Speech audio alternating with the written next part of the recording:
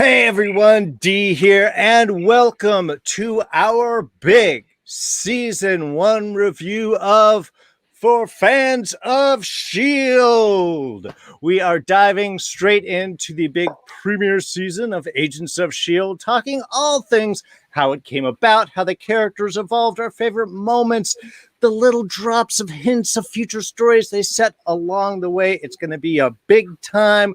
We've got a big discussion ahead. And of course, I really need some knowledgeable fans to be joining me here. As always, let's start things off going all the way around the circle, starting this way. We've got from Smirking Gun Reviews, Rob Stone.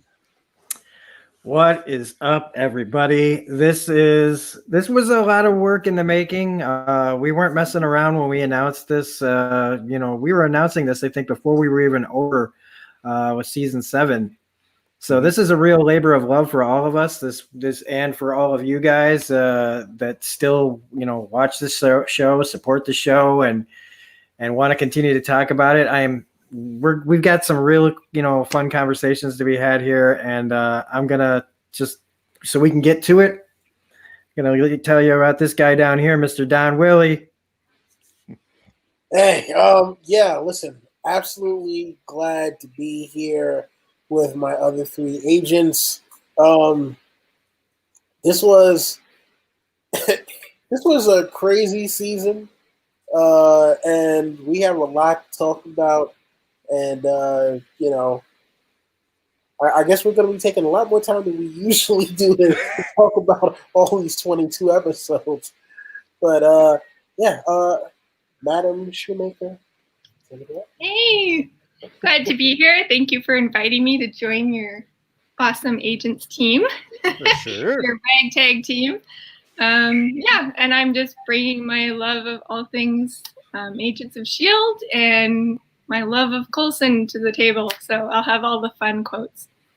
Wonderful. Wonderful. Excellent. And of course, we've got Silva Surfa Barbaro joining us right now live in the chat. Envy Warren here as well. Everyone else, thank you so much for jumping in the show with me. So let's start things off with a little look back at where we came from. Also, quick notice.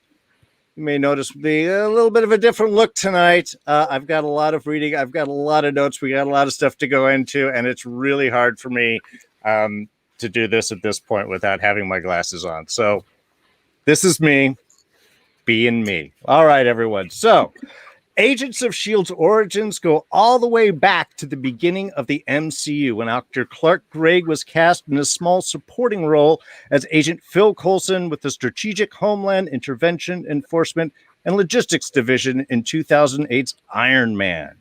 Agent Coulson would become a staple of the early MCU, appearing in 4 out of the 6 Phase 1 films, including 2012's The Avengers, where, in characteristic Joss Whedon fashion, he was sacrificed to pull the team together and eventually allow the Avengers to defeat the Asgardian trickster Loki. But Coulson had inspired more than just the Avengers. Clark Gregg's combination of hope, wit, and a penchant for the old-fashioned had connected to fans in a way few expected. And as the hashtag Coulson Lives grew on the internet, plans were coming together to bring him back to lead the fledgling Marvel Television flagship show. So on September 24th, 2013, ABC Television premiered Agents of S.H.I.E.L.D., produced by Marvel Television and Mutant Enemy Productions, with Jed Whedon, Marissa Tinkarian, and Jeffrey Bell serving as showrunners. Now, the premiere had 12.2 million viewers, and while it initially received mixed reviews, responses did grow more positive as the season went on, especially after its foundation-shattering crossover with Captain America: The Winter Soldier about 3/4 of the way through the season. So there's kind of a big history into this. There was a lot of expectation going on, especially because Marvel was really pushing the whole it's all connected idea.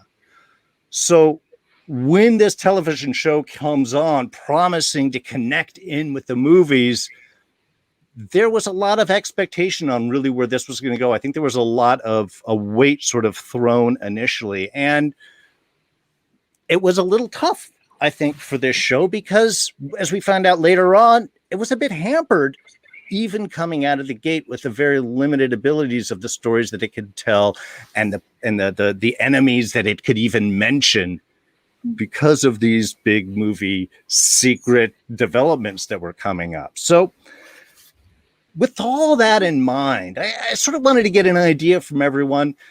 What was it like for you when Agents of S.H.I.E.L.D. first dropped? And in a way, if you don't mind spending a little time, let us know not only what you felt at the time, but how that now maybe be a little different, seeing where everything went, seeing what the tracks lay down, as it were, actually seemed way. Corrie, let's start things off with you. What was it like? Do you remember when Agents of S.H.I.E.L.D. first dropped down? I remember that I was on board from the get-go because I loved the character of Coulson. And it was kind of funny because when he first showed up in the Iron Man movies, I really didn't give him a second thought. He kind of was the guy in the background, the guy in the suit, like the small bit part. And I'm like, okay, yeah, sure, he's fine. And then the more I saw him in the movies, and he kept showing up and kept showing up. And then he had this great sense of humor and he was really witty. And then by the end, I'm going like, you know, I really like this character. He's smart. He's funny. He thinks off the top of his head. You know, he sees things differently. He can disappear into the crowd because he looks like the every Joe. But really, once you get to know him, there's something special to his character. And I was like, actually, he's kind of cute too. So I'm like, hey, I'm on board for this show. I want to figure out what happened. I was devastated when he was killed in Avengers. So I was just glad to have Coulson back. So I was 100% there for Coulson. I was pulling a Melinda May. I'm here for Coulson, basically. And then I fell in love with the rest of the group and the team. And so I just remember that it was exciting to see where it would go. It was also the first Marvel TV show. So that was kind of a big first, a big excitement. We had the first Avengers group comic book movie where it wasn't just about one character. Now we have the whole team coming together. So this was kind of the second big first in, I guess, Marvel TV cinematic history. So I was aware of that being unique. Right. And I didn't expect it to be like the movies. I knew that we were going to see the everyday team. We were seeing the agents that dealt with things on the ground that weren't superpowered, or at least at this point I thought they weren't superpowered. So I wasn't expecting characters from Thor to show up. I wasn't expecting Steve Rogers to walk on the screen. I guess I was a bit different in that sense. I found out later that other fans were a bit upset about that. They were expecting Thor to show up and expecting, Black Widow to show up. And I never really had that expectation going in. I was more interested to learn about Coulson and his world and, what does the Marvel world look like from the guy who has boots on the ground. Right on. All right. Well, that's good. I mean, again, it's coming in with very measured expectations. And I think that's right. I think there were a lot of people that were expecting those larger moments.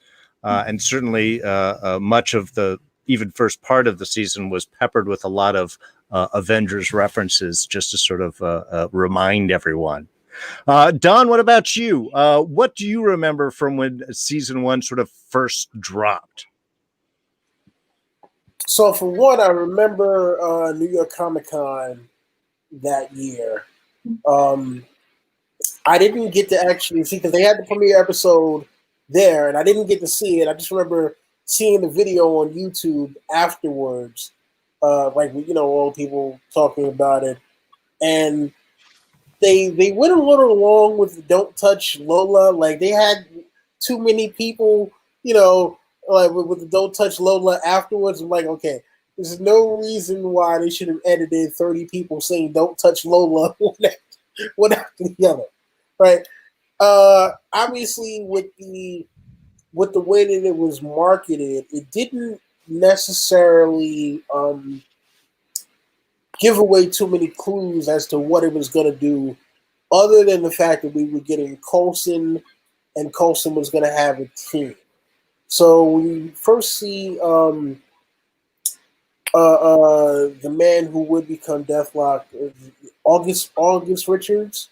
Yeah, I believe his name is. Yeah, we first see him. I remember a lot of people thinking, "Oh my God, they're gonna have Luke Cage," and then it turned out not to be him. It was like, "Oh, this is interesting." Look, I'll be honest with you. The very first episode, tough watch for me. Tough watch. I know that a lot of pilots usually aren't as good as the rest of the series, and because of that, I was like, all right, I'm gonna give it time. Now what came out of that, like the things that they wound up setting up, and I don't know if that was the original idea or if when they heard about what was going to happen in Winter Soldier, they kind of were like, okay, well, how can we spin some of the existing storylines to kind of like and funnel those to fit into what's going to happen later? That I'm not sure about. But yeah, like I'll be honest with you, the pilot episode, I was like, oh my God, why? Why? Why? I'm glad I stuck with it. I've watched every episode. You know, I watched every episode from episode 1 of season 1 beyond. I've not missed a single episode ever. But that first episode, oh my God! If I wasn't such a completist, I might not jump back in until like season 2. All right, cool. All right, but I like these different receptions of the show. Rob, what about yourself? What was your take on season 1's first drop? Well, I mean, being familiar, knocking over my water. When being familiar with the comics of Shield, I knew kind of what I was getting into, and I was like, well, Shield's kind of boring. Like I never read the Shield comic books, but I was on board because of Coulson. I knew he was going to be back. And so I knew that at the very least, we were going to have great Clark Gregg moments. I went in with low expectations, but positive feelings for it. Like I was going to take it at face value and then see where it went. And for me, I immediately came on board right after the very first fight scene with Ward, where I felt like, holy crap, like they just really, like all of a sudden he is just kicking ass. And I really loved all the stunts that were going on. And the reintroduction of Coulson in this episode. And it had all the Joss Whedon kind of dialogue that I liked. And from then on, I was the guy who kept trying to tell people, you got to watch Agents of S.H.I.E.L.D. You got to watch Agents of S.H.I.E.L.D. Nobody was listening to me. And I stuck with it. And I'm glad I stuck with it. And I just remember just immediately and loving it. And I will admit that there's, it has some shaky, not every episode is the most important thing in the entire world. I was never feeling gypped like, oh, why don't we have Thor? Why don't we have Captain America? Where's Black Widow and everything else? I think John Q. Public, for the most part, kept thinking that was how this was going to be, is, we're going to have these guys just coming in and out and not knowing the source material, the show not being able to afford those kind of characters to just pop in. I think that people weren't ready for that kind of letdown. But as it goes on, and if you stayed with it, everything really starts to pay off. And again, other than we have a running gag almost, how I feel about season 5. I've always been an agent of Shield, and I mean, I'm glad that I finally, made it official, and it's just a show that is really, really special. And I don't know, looking back at it now, rewatching it like twice now in a year because of my reviews, I feel confirmed at how special this show is and how much of a family these characters all feel, like more than a lot of regular shows families. Mhm. I like this family more than some normal drama of people that I'm supposed to care about, like This Is Us or something like that. I'd rather watch this than something like that. These people are just, they feel more I don't know, like closer than a lot of families are portrayed on television. Everybody's like way more dysfunctional than this family. They have their problems, but in the end, they always come together, and I really appreciate that. And I'll stop now. Just to jump off your point there, Rob, that also we need to remember that the first season was really limited by what was going on in the movies. The writers didn't have the freedom they had later on in seasons to do whatever they wanted because they had to make sure everything matched up with the films.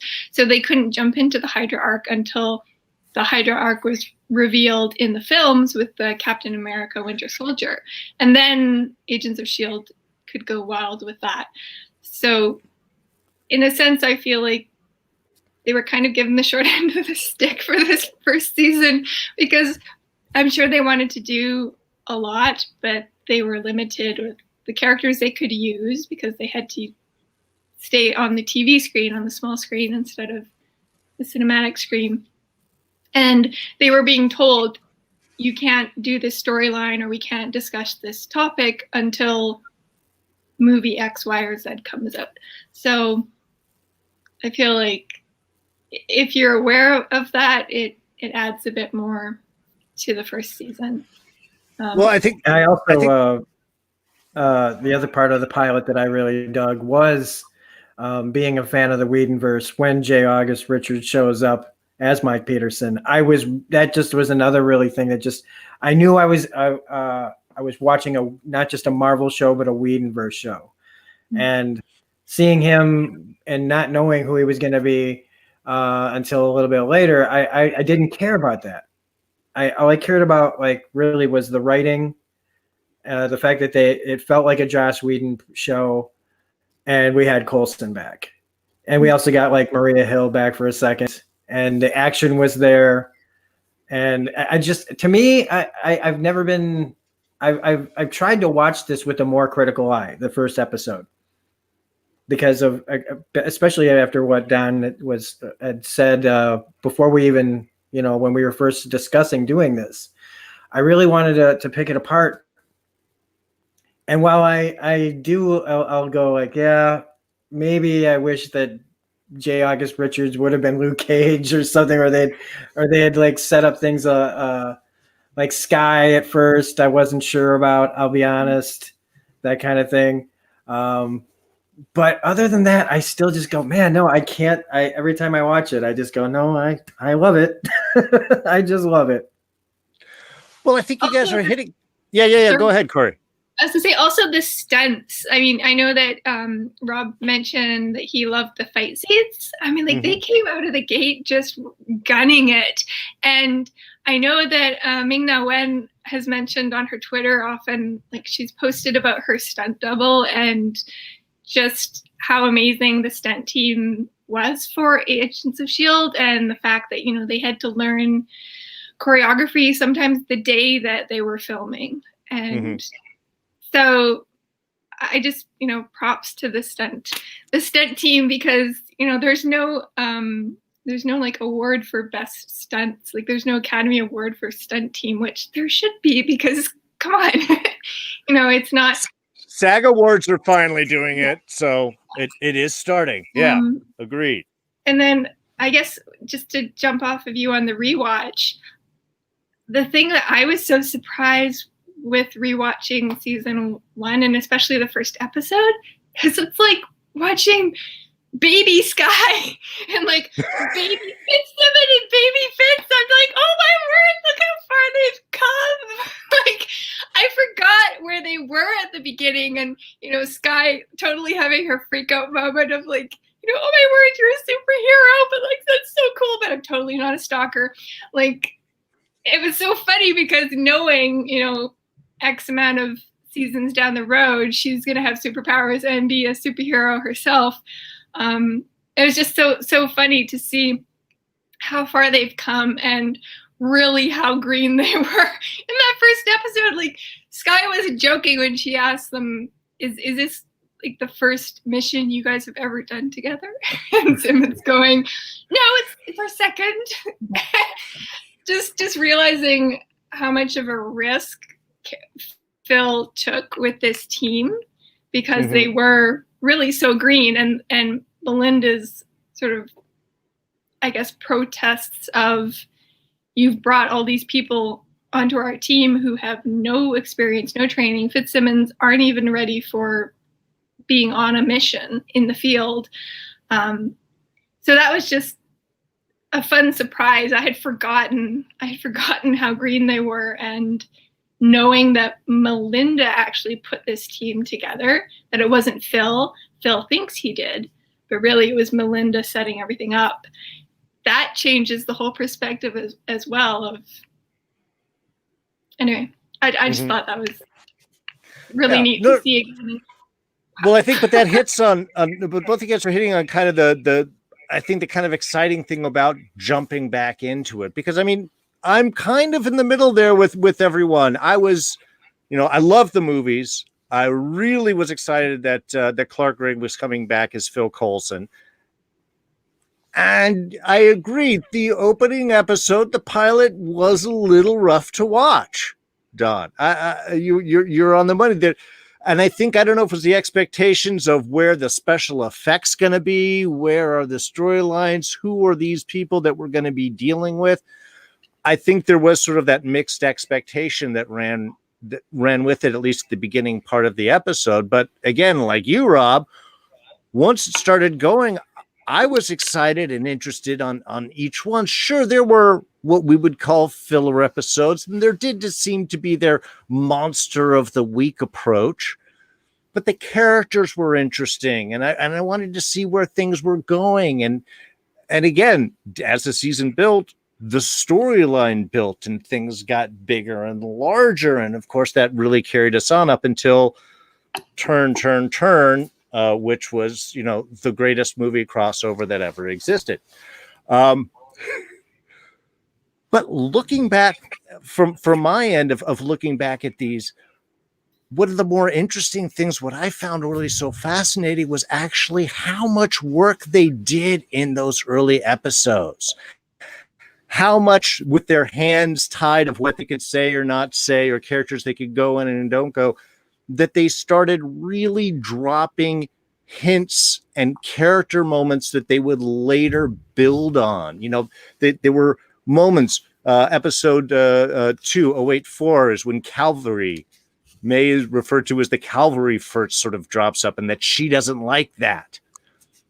And then a few episodes later on, was it in Repairs, that's where Coulson tells her about the Bahrain story, and you start to realize, oh, this is this thing that haunts her, and this becomes a storyline that, a season or two ahead becomes a major piece in a major episode and changes a whole arc for characters. They do that in a little bit. There's little drops of Ward's real self dropped in a couple of the episodes in the first Asgardian Thor drop off the well. There's little moments. Yeah, Corrie. Even in the pilot, I noticed this, and I wrote this down. In the pilot, Ward says, because Phil's like, we need to go in and deal with this issue, and Ward says, you want me to cross them off, which essentially means kill them. Mm-hmm. And Phil's like, wow, no, I want to use them to get to him, to the superpower, right? So Phil's already of this, ask questions first, shoot second. And Ward is this shoot first, ask questions next. And then I thought it was so interesting at the very end of the season, Phil and Garrett are having the exact same conversation where Garrett's like, no, let's shoot first and then we'll figure out who's on our side. And Phil's trying to convince Garrett, no, we should make sure we're shooting the right people first before we move forward. And that's when S.H.I.E.L.D. walks in. That's when Hydra turns and the guys get shot and Phil realizes Garrett is Hydra. So even from the very beginning, from the pilot, we have this sort of hint. Yeah. Very, very subtle. These little bits, and I think that those become kind of the big changing moments. And so let's kind of get into that, because I think there were some kind of big shifts in storylines. Okay, so I mean, obviously the show starts out, we do its premiere. We all know premieres can be kind of rough. Pilots, they're shot long before the rest of the series is done. It's how everything is all pitched. So you've got your pilot. It's kind of its standalone. And then the series goes on. It has its first few episodes. Where is it that you guys start to see kind of the larger shifts? I've got a couple of my own little moments, but I'm sort of curious. Rob's getting very excited here. Where do you guys sort of see kind of the bigger shifts of either characters or larger storyline arcs? What sort of stand out for you at the moments where things start to click and shift into sort of new and interesting directions? Rob, let's kick things off with you. Is there any particular, I don't know, for either for the, like you said, the larger story arc, or for any particular character evolution? Silver Surfer here mentioning episode 6 was my first amazing episode. Had some awesome moments for sure. Great character bit for Fitzsimmons actually right in that moment. But I will jump into that. Rob, what stands out to you? Well, I mean, when we talk about was the birth of Fitzsimmons, yep. I thought that was like a major, like we were good in this episode. It created what we were going to be following for the rest of the series, and still be obsessed with every single episode that got worse for us and worse for us as the show went along. And just seeing that, like how early on, Fitz was, flirting a lot with Skye. And then later, him seeing Gemma flirt a little bit with Trip, and the confusion of their feelings for each other. And, but in Fizz is the first one where you saw before Trip even showed up, that you knew he was taken with her, and how later, after, Ward jumps out of the plane for her in that episode, it just, it makes you go all the way to when he jumped through a portal to save her in season 3, and he didn't jump out of a plane. He jumped through a hole in space for her. And that starts here in that episode. And I just really, really dig that. As far as like other major character evolutions, I mean, Ward was his evolution was so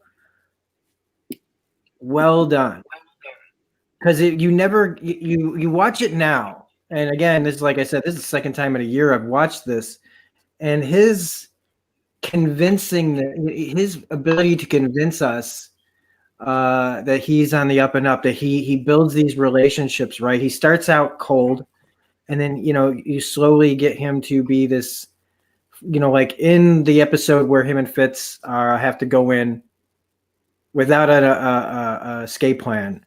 Mm-hmm. And how they start out kind of on each other at odds, and by the end of that, they're really, really tight. And I thought that was a great evolution start for Ward, knowing where he goes, that there's some conflict here. He is already getting conflicted with what he's going to have to do later, because he is building relationships with people. He is caring about these people. And so there's like two Wards fighting it out here, and starting, I think, mostly in that episode.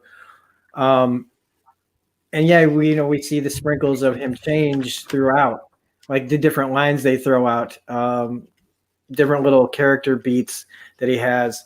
But that episode where he threw the sandwich away, but and thinking Fitz really doesn't bring anything to the table, but he does, and that connection that he gets with Fitz becomes a really, really strong relationship throughout that. And I really dug that moment in the season, which makes it even more tragic by the end, where Fitz is the guy defending him, trying to come up with any explanation, any idea that his brother would turn on him. Because that's, again, like we talk about their family.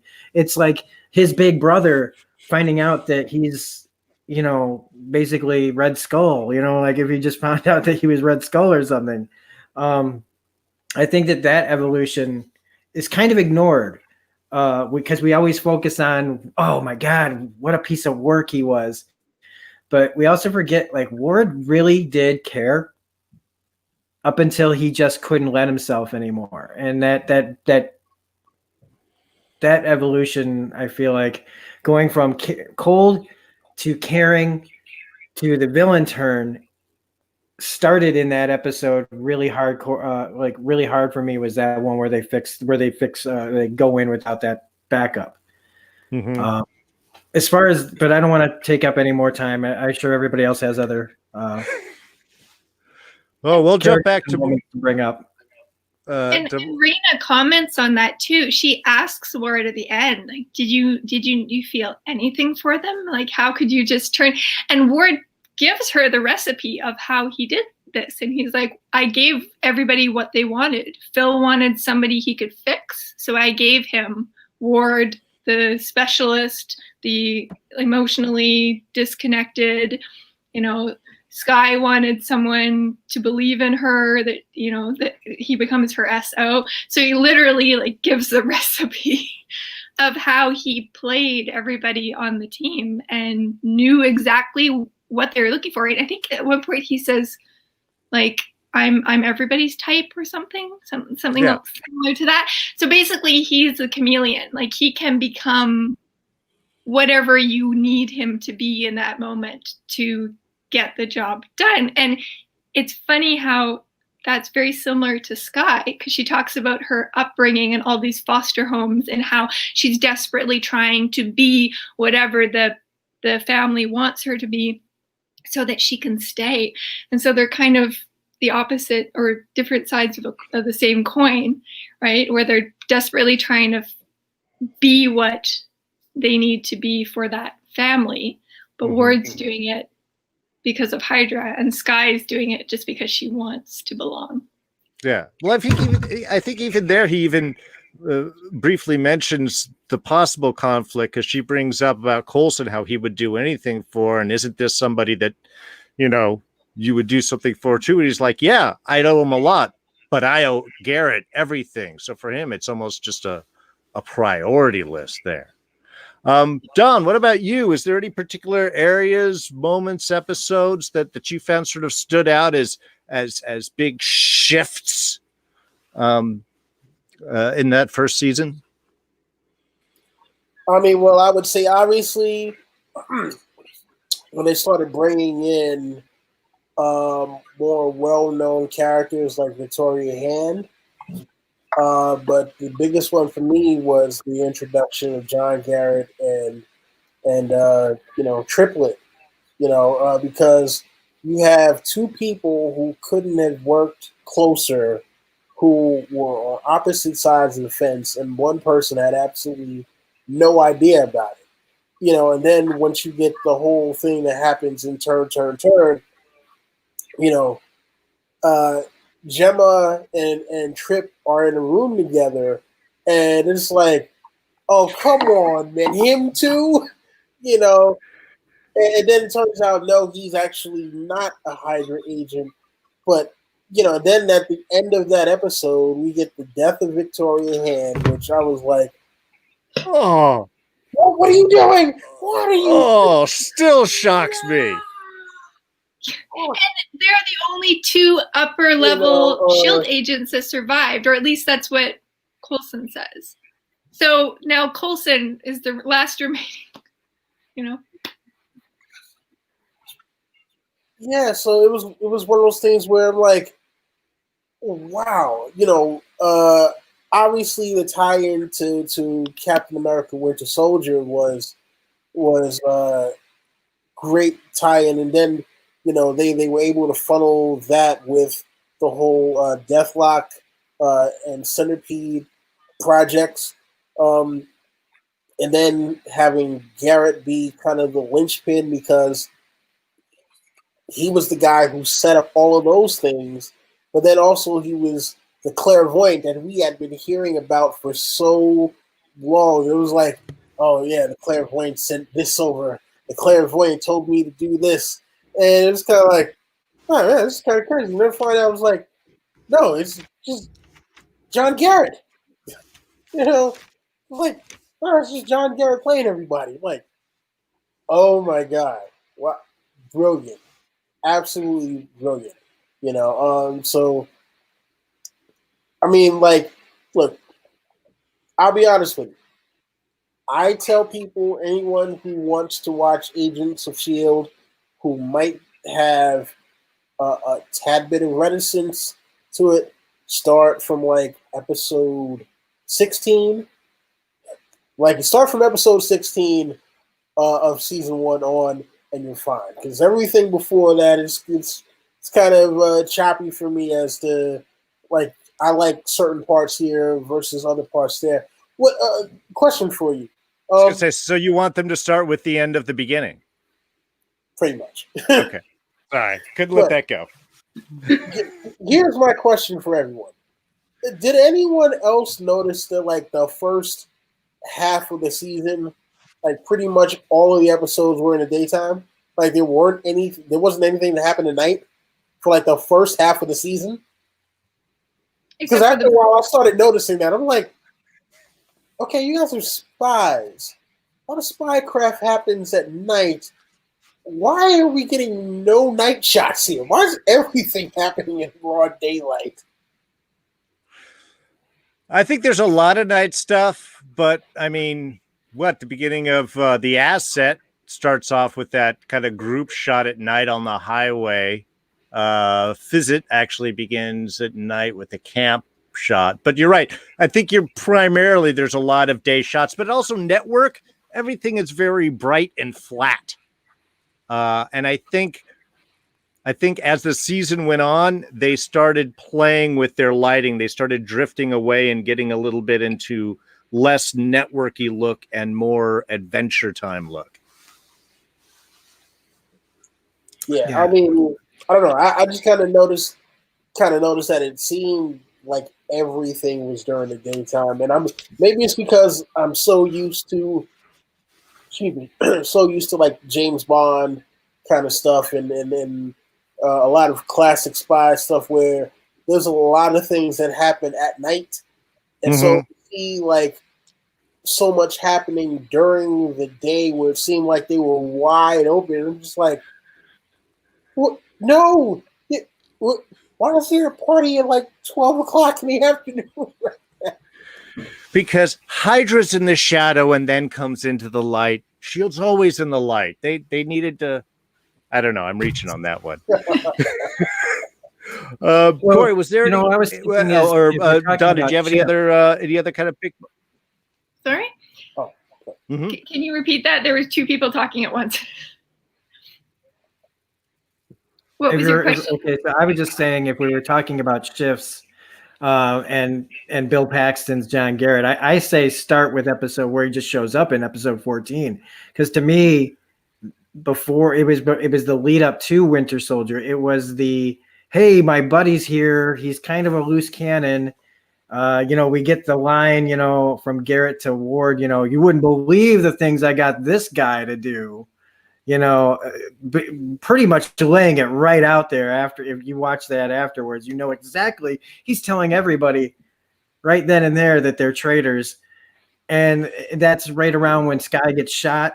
I feel like that is such a huge shift. When Bill Paxton came on the show in episode 14, I felt like there was a huge burst of energy brought onto that show just by his character alone, and the way he was interacting with everybody and bringing Trip in and having that, like throw off Fitzsimmons' relationship. I really felt like if you and then Sky gets shot by Quinn, there's a lot that happens before turn. Before all the turns happen, there's that build up to Winter Soldier that you didn't feel at the time because you didn't know it was really going to have that much of importance. But rewatching it now, it feels so important, knowing where it's going. And just, of course, because Bill Paxton is so great, that's where I think if you're just a casual viewer, I would jump in there. Even though I still think you miss then, why do you care about Sky getting shot? If you don't see all the other moments of why you should care, and all the moments that led her to that moment and things like that. But no, that's where I wanted to talk about shifts, was just Bill Paxton coming onto the show. Just it made it feel even more cinematic. Mm-hmm. If you got somebody you really know, the guy from Aliens, the guy from Twister, like he's a big time actor, and all of a sudden he's there like chewing the scenery like Shatner style. And the show has never seen the likes of a character like John Garrett since. And he is such a highlight to this season that I was almost mad when he died at the end, because I would have just loved for him to show up somewhere down the line if the actor, of course, hadn't passed. But I just really feel like him coming onto the show was a major shift in the energy of the show. What if he shows up in episode 14?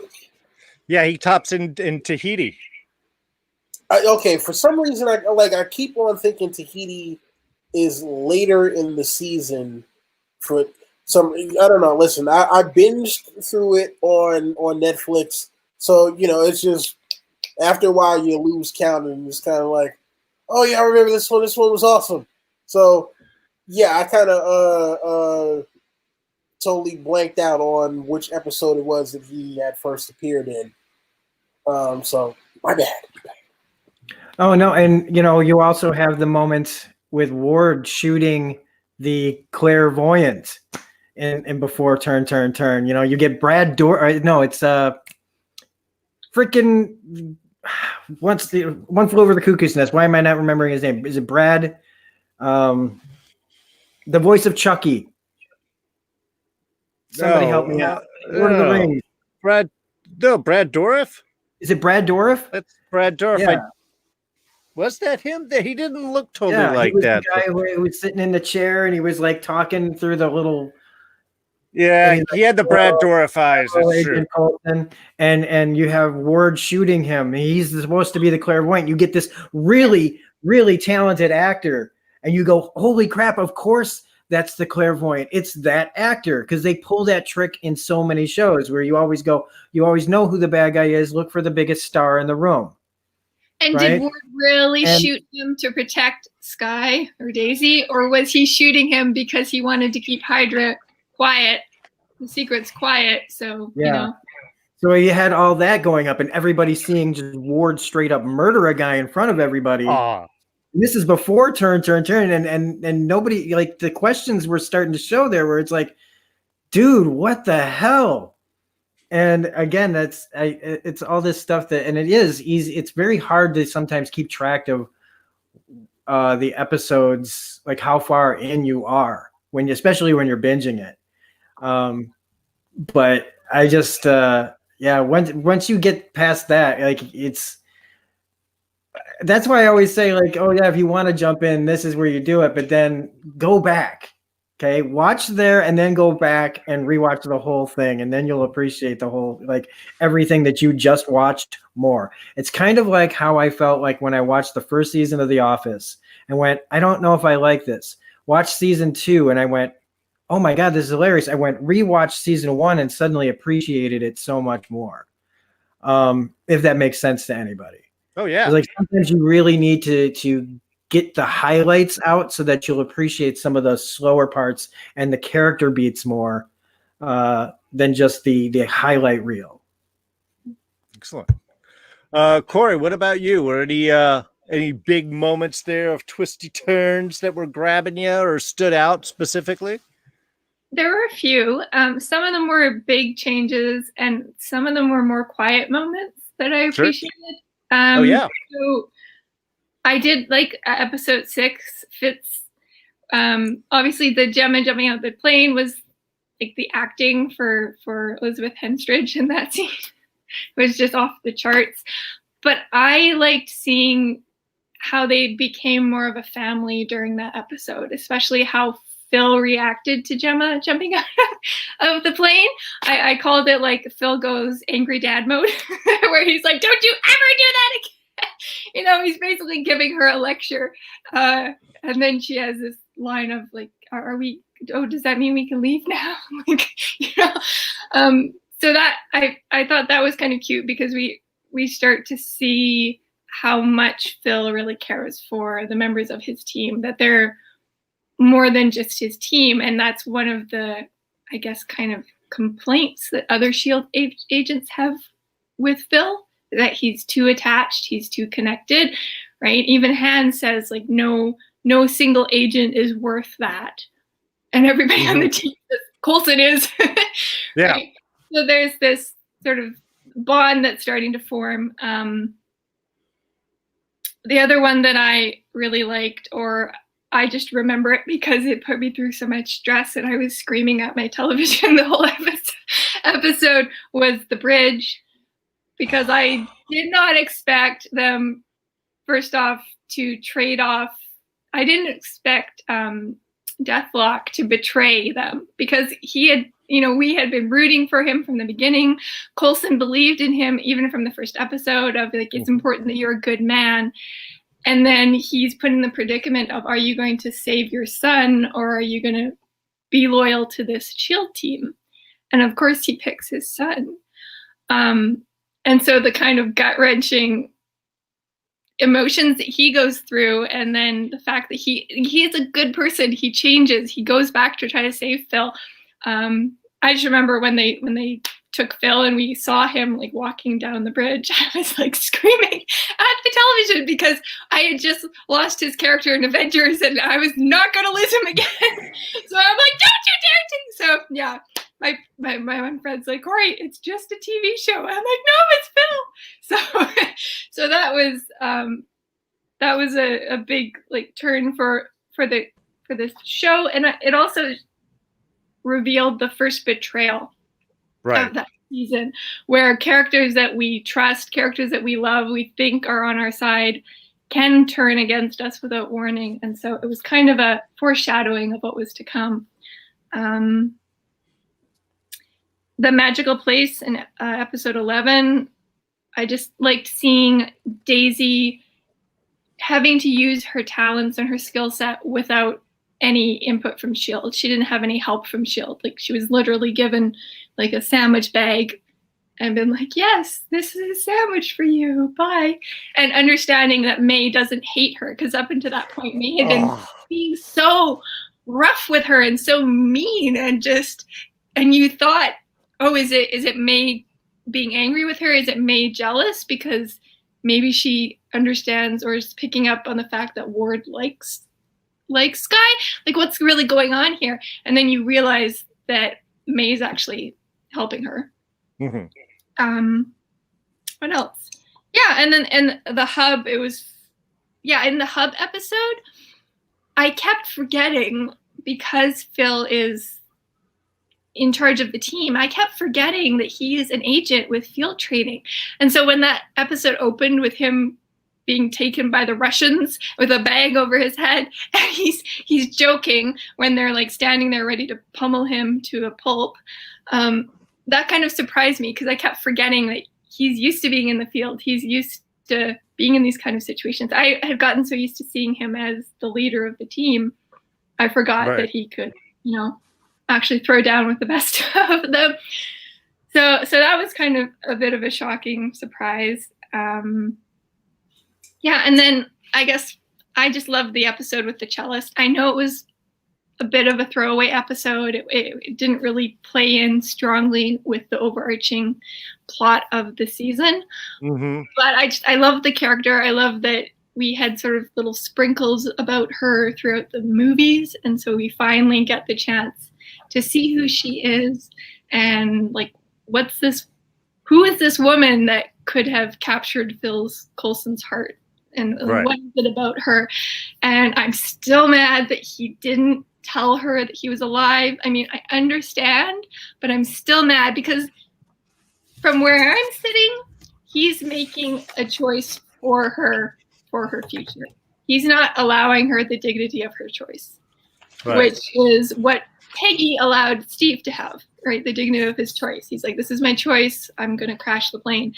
Phil decides it's better for her to not know, which, again, I understand. It could be because classified. It could be because it has to be off the books.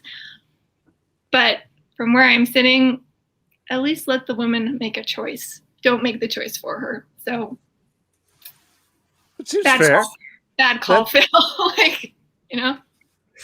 Well, I really love what stands out to everyone in those moments, and certainly I agree with each and every one of them for different reasons. But like I said, when I was rewatching the show, a lot of the structural changes and shifts and moments like that kind of stood out for me because, like I said, we get the idea of the pilot being shot. It's shot a little bit early, and then even the first few episodes, maybe they're finding their feet. Maybe they haven't figured out which direction they're going. Maybe they haven't been given the next clue of the step that they can go forward to, depending on what's going on the whole production sense.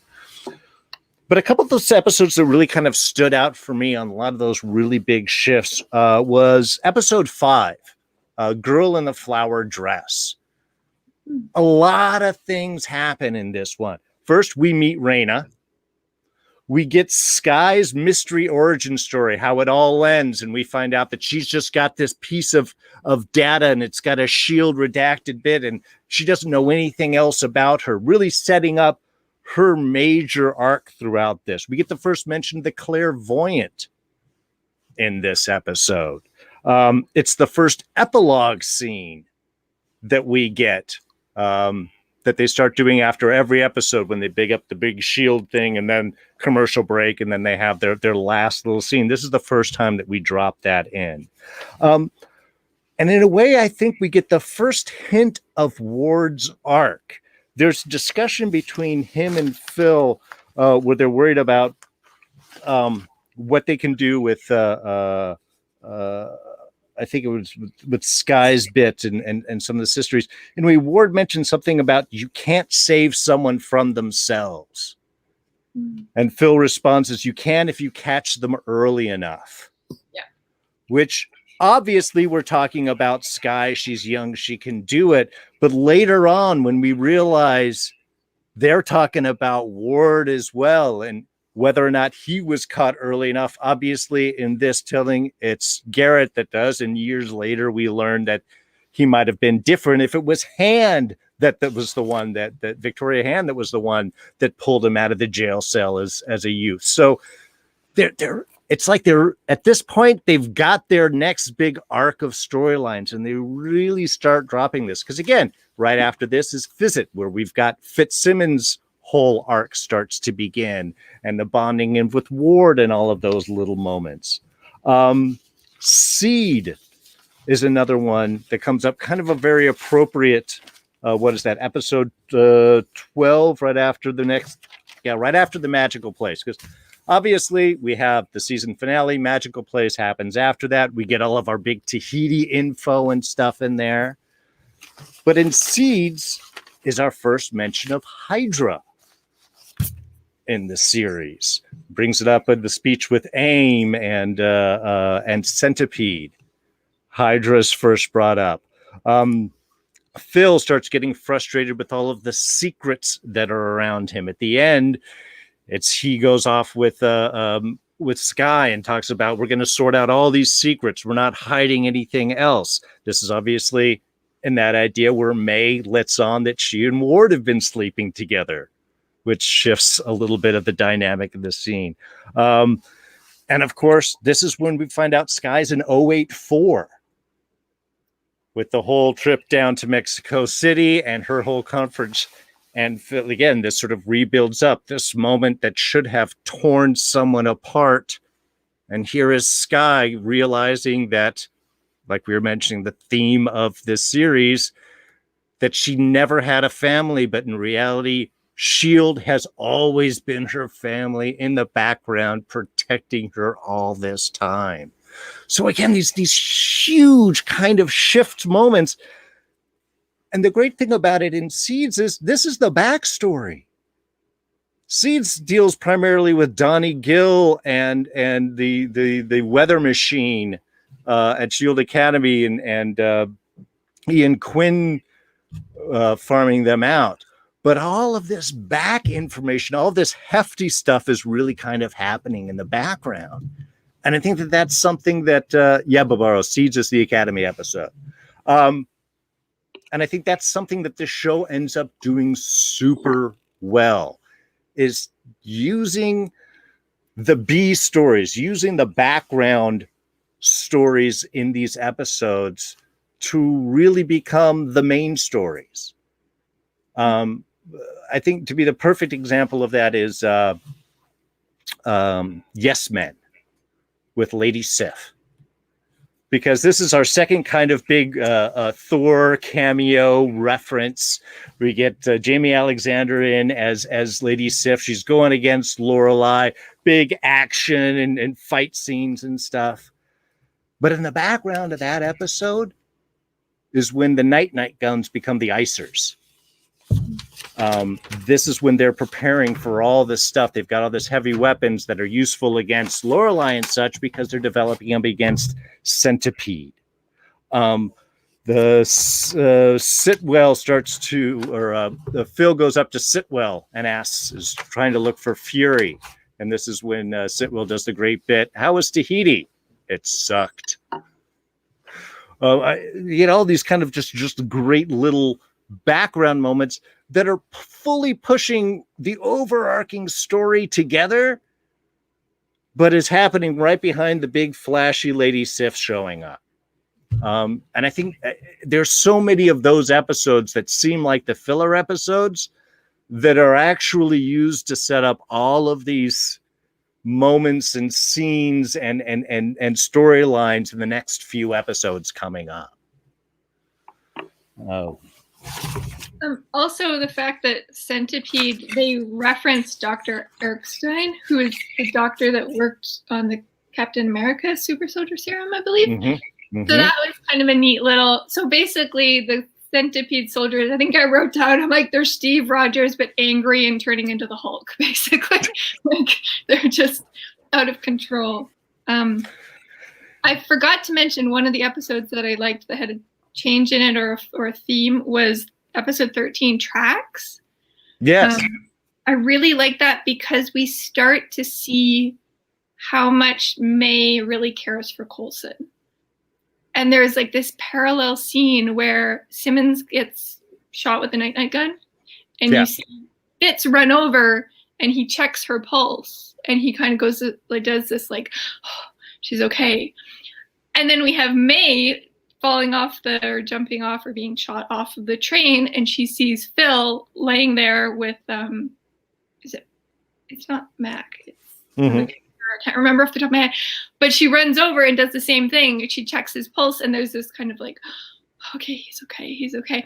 And so it's those little moments where you see the chink in her armor break, and you can see like the May underneath. And we've heard Coulson talk about, May was different before. She was funny, she was warm, she played pranks. And then we actually see her playing a prank on the team in one of the episodes. I can't remember which one. It's at the end of the same one. That's all in repairs. Because that's when Fitz was trying to pull the fast one on the pranks on Daisy. Yeah. Sorry, Skye at this point. So it was really neat to see sort of a little window into how much May really cares about Coulson. And then later on in the series, she talks about, you mean a lot to me. You really mean a lot to me. And then when they assume that she's the traitor, and Phil feels so betrayed by her. It's so heartbreaking to watch because she's coming from a good place. That everything she did was to protect him, and she tells him that everything I did was to protect you. And I think the saddest line in this whole episode is when May says, Coulson doesn't want me here. He doesn't need me here. Mm-hmm. And she leaves. I was just, don't go, May, please. And that's when Hydra comes out of hiding and everything hits the fan. And I just keep thinking, like, if Coulson hadn't lost his cool, if he had just been chill and May hadn't left, would things have played out differently with this Hydra arc? Like, we definitely would have been in a better place with May. Well, she leads in order to go get the info for the back of Tahiti at the end. So she's only gone for a short period, I think, because she doesn't leave until after Providence. Yeah. So yeah, the chip. Right. With all the information on. Yeah. And again, another giant arc throughout, of course, the whole Tahiti bit. Yes, go ahead. The other point with Trax that I had was we actually have a precursor to the Groundhog Day episode in season 7, because Trax is the first time we have multiple reviews of the what's happened, because we get to see it from Phil and Gemma's perspective, and then we get to see it from Fitz and Sky's perspective, and then we get to see what happens with May. So we're constantly rewinding the tape and rewatching the same scene, but from multiple perspectives, which I immediately thought of the Groundhog Day episode in season 7, where Sky's constantly stuck in this time loop and going back and going back. So I just thought that was a neat little, Easter egg. Yeah, Trax is one of those funny episodes because in some ways, nothing much happens. It's a great, obviously a giant thing happens at the end because that's when Sky gets shot. And we also get Deathlock actually becoming Deathlock in that episode. So at the tail end is all the important stuff, but it's almost a filler episode, but they use it to tell the story, at least in an interesting way, how they shift perspectives, and then as they catch up to each character, then they tell that person's story, then they catch up to a new character, they tell that person's story. So it's kind of a fun one. Plus that's also where we get our Stan Lee cameo. Yes. And any episode that has a Stan Lee cameo is going to be awesome. And poor Phil, what Gemma put him through. All your prostitutes. I was just I don't know if I should cry or laugh my head off. And we also have that great episode, that great scene where May totally takes out all of the Italian police that have, strung her up and are, attacking her. And I love the scene at the end where he's like, Phil, you've been compromised. And then you see, bang, he gets shot, goes down, and there's Melinda. She's wheels up in 5, and she looks like she's ready to kill somebody. So, which he has done. So, yeah. All right. Yeah. Well, actually, since we kind of topped on Stan there, let's take a little step back, little fun moment here. There were a lot of cameos throughout first season. Some bigger, some obviously Marvel tie-ins, some bit parts by actors that, of course, would become something else. So is there any big cameos that kind of jumped out at you or just that you loved seeing in this first season? Don, what about you? Any of the big cameos or guest roles that really stood out? Obviously, we've got Bill Paxton's John Garrett, but that's less of a cameo and more of a full-on role. Anything that kind of stood out for you as big and memorable? I'm going to say Lorelai. Because that is a more minor Asgardian character, and I'm pretty sure a lot of people, unless you're real comic book nerd, you're probably sitting there who? So the fact that they had that character, which obviously brought in Mhm. Lady Sif as well. I'm like, okay, because it's a deep cut. It's one of those things where, as someone who's been a Marvel fan since I was, a kid, I was like, oh my god, I can't believe we actually went that deep into it, because that really was one of the things that it was like, oh, Mhm. it is connected, because not only did they have Lorelai, but that, the fact that they brought in Sif as well, it was like, oh, you know what? All right, let's see if they can build upon this, because I don't know if you guys remember, there were a lot of reports of the MCU actors saying that they wanted to do cameos on Agents of S.H.I.E.L.D., especially Robert Downey Jr. and Chris Evans. Those two especially were like, yeah, sign us up. Why did we get So- that? All right. Anyone else? Any kind of big ones? I mean, obviously we had Maria Hill and Nick Fury jumping in. Though I've got to say, Nick Fury with the sort of drawn-on scar in episode 2 was not the most impressive makeup look. I have to say, I think it was better towards the end. Yeah, that episode 22 one looked movie official. Well, I've got several, and some more memorable than others. I mean, for us Walking Dead fans, we had early on is his name Austin Nichols, who was Sky's love interest from The Rising Tide, who was what's his face in at Alexandria. Yeah. The guy that we couldn't wait to get killed on The Walking Dead.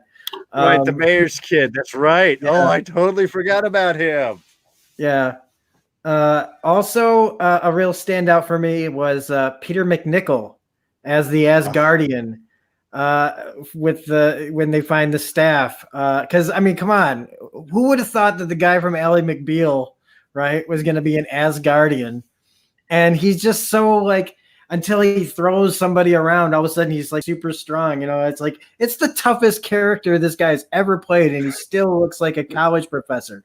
I loved him in that. It was great. He played so off type. He still played the nerdy kind of guy who just loved Earth. Also kind of skeevy though, because he looked like he was dating his students. But also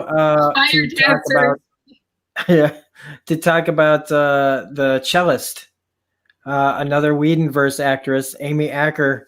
Mm-hmm. Amy Acker as the cellist was such perfect casting. Because who could be the person that Phil was in love with? Who could be this person? When I saw that it was Amy Acker, I was like, oh, perfect, because she's so good. And despite him not telling her, the only reason I was mad that he didn't tell her is that maybe we'd get her on the show more, because she's such a phenomenal actress, and I think that maybe him trying to balance a relationship with her and S.H.I.E.L.D. would have been interesting to see for a while. So she was really, really great as well. And Phil does say in one of the episodes, I think he tells Ward or something about trying to date within the agency is just asking for trouble. Yeah. So sorry to interrupt. Keep going. No. And then just like I mentioned earlier, when they did a bait and switch on us with bringing in Brad Dourif, who is this amazing actor that when it's revealed that you think he's the clairvoyant, it's like, of course it's he gets one scene. You get Brad Dourif for, I mean, literally it was like I think it's like Judi Dench in Shakespeare in Love, right? Barely there. Wins an Academy Award. Like Brad Dourif comes rolling in here for one scene and doesn't even get to use his real voice. He has to talk through like a tube. One Flew Over the Cuckoo's Nest. He's the voice of Chucky. He's in all the Lord of the Rings movies.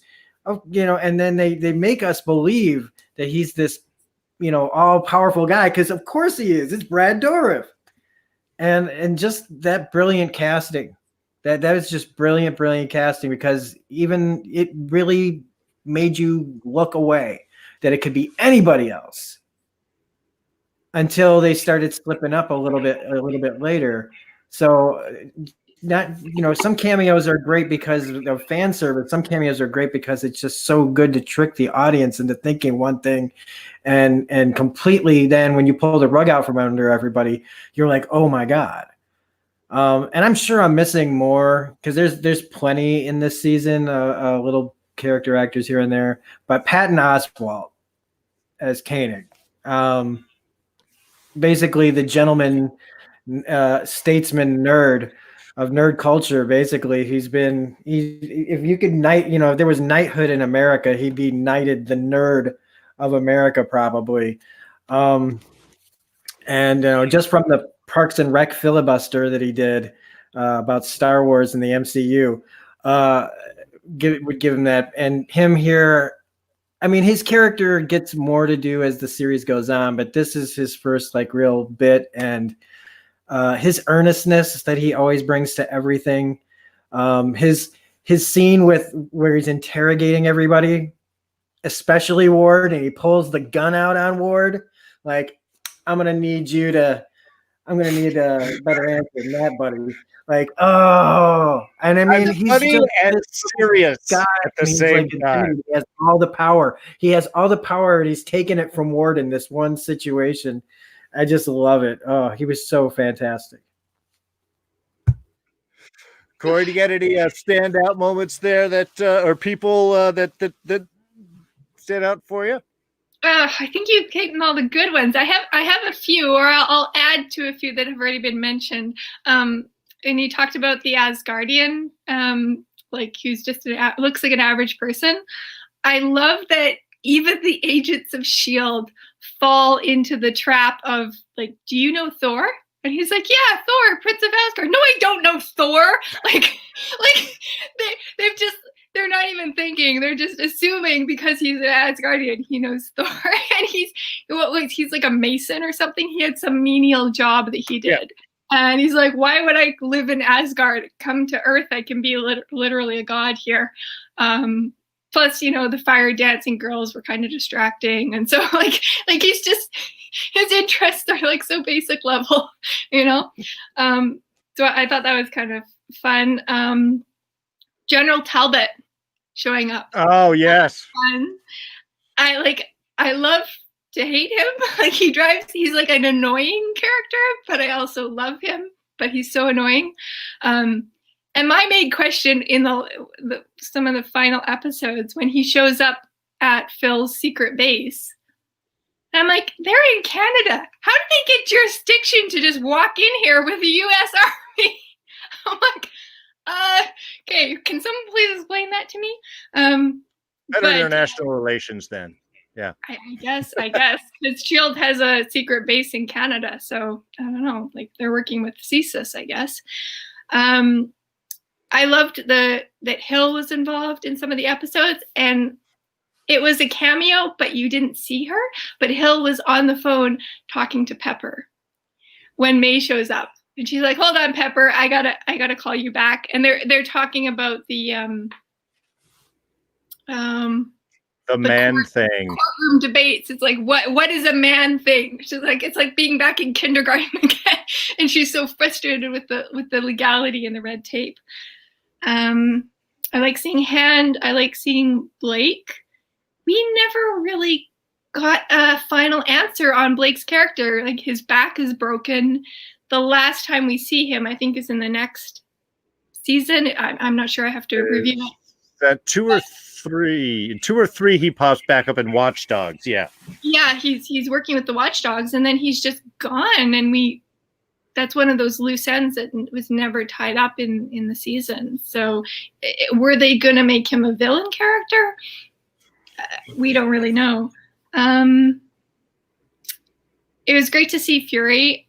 What I liked about the character was that he's the one that saved Gemma and Fitz, which kind of puts him in a Phil Coulson category, where he's he's interested in the little people, you know, the everyday agents. He's going to show up, and you wouldn't really assume that Fury would be that kind of an agent. You know, he's the director, and yet he knows everything, right? Mhm. Got his eye on everything. So that was neat to see him helping out, you know, our kind of baby agents.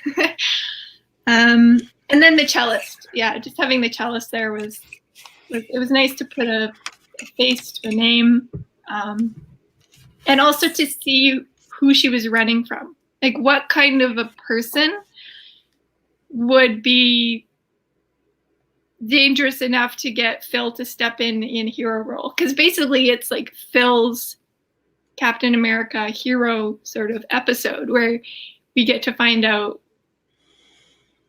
you know, that he's the guy who goes out of his way to help someone. And he talks about he showed up at the front door and it was like something out of the movie. And of course she fell in love with him, right? Yeah, of course. I liked a lot of the kind of Shield agent cameos.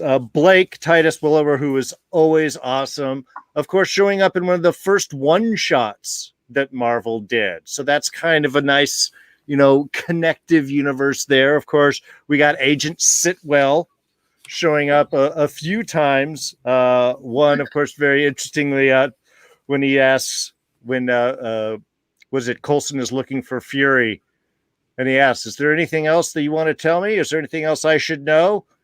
It's interesting seeing as one agent at the first time of him being an agent of S.H.I.E.L.D. It's a second one interpreting a lot of his positions and statements as a Hydra agent. Yep. Is one of the really fun bits on the rewatch. They're little moments, but especially when he sends him off to, well, I've just been assigned to the Lemurian Star. I guess I'm off from this bit of the mission. Again, a fun little beautiful tie-in for what ends up being Winter Soldier. You guys pretty much got all of those big main ones. The one while I was watching that kind of actually had me laugh out loud was in Girl in the Dress in the very beginning, where Scorch is performing his magic trick. Jimmy Yang is there in the beginning who Silicon Valley ends up playing Jin Yang in that.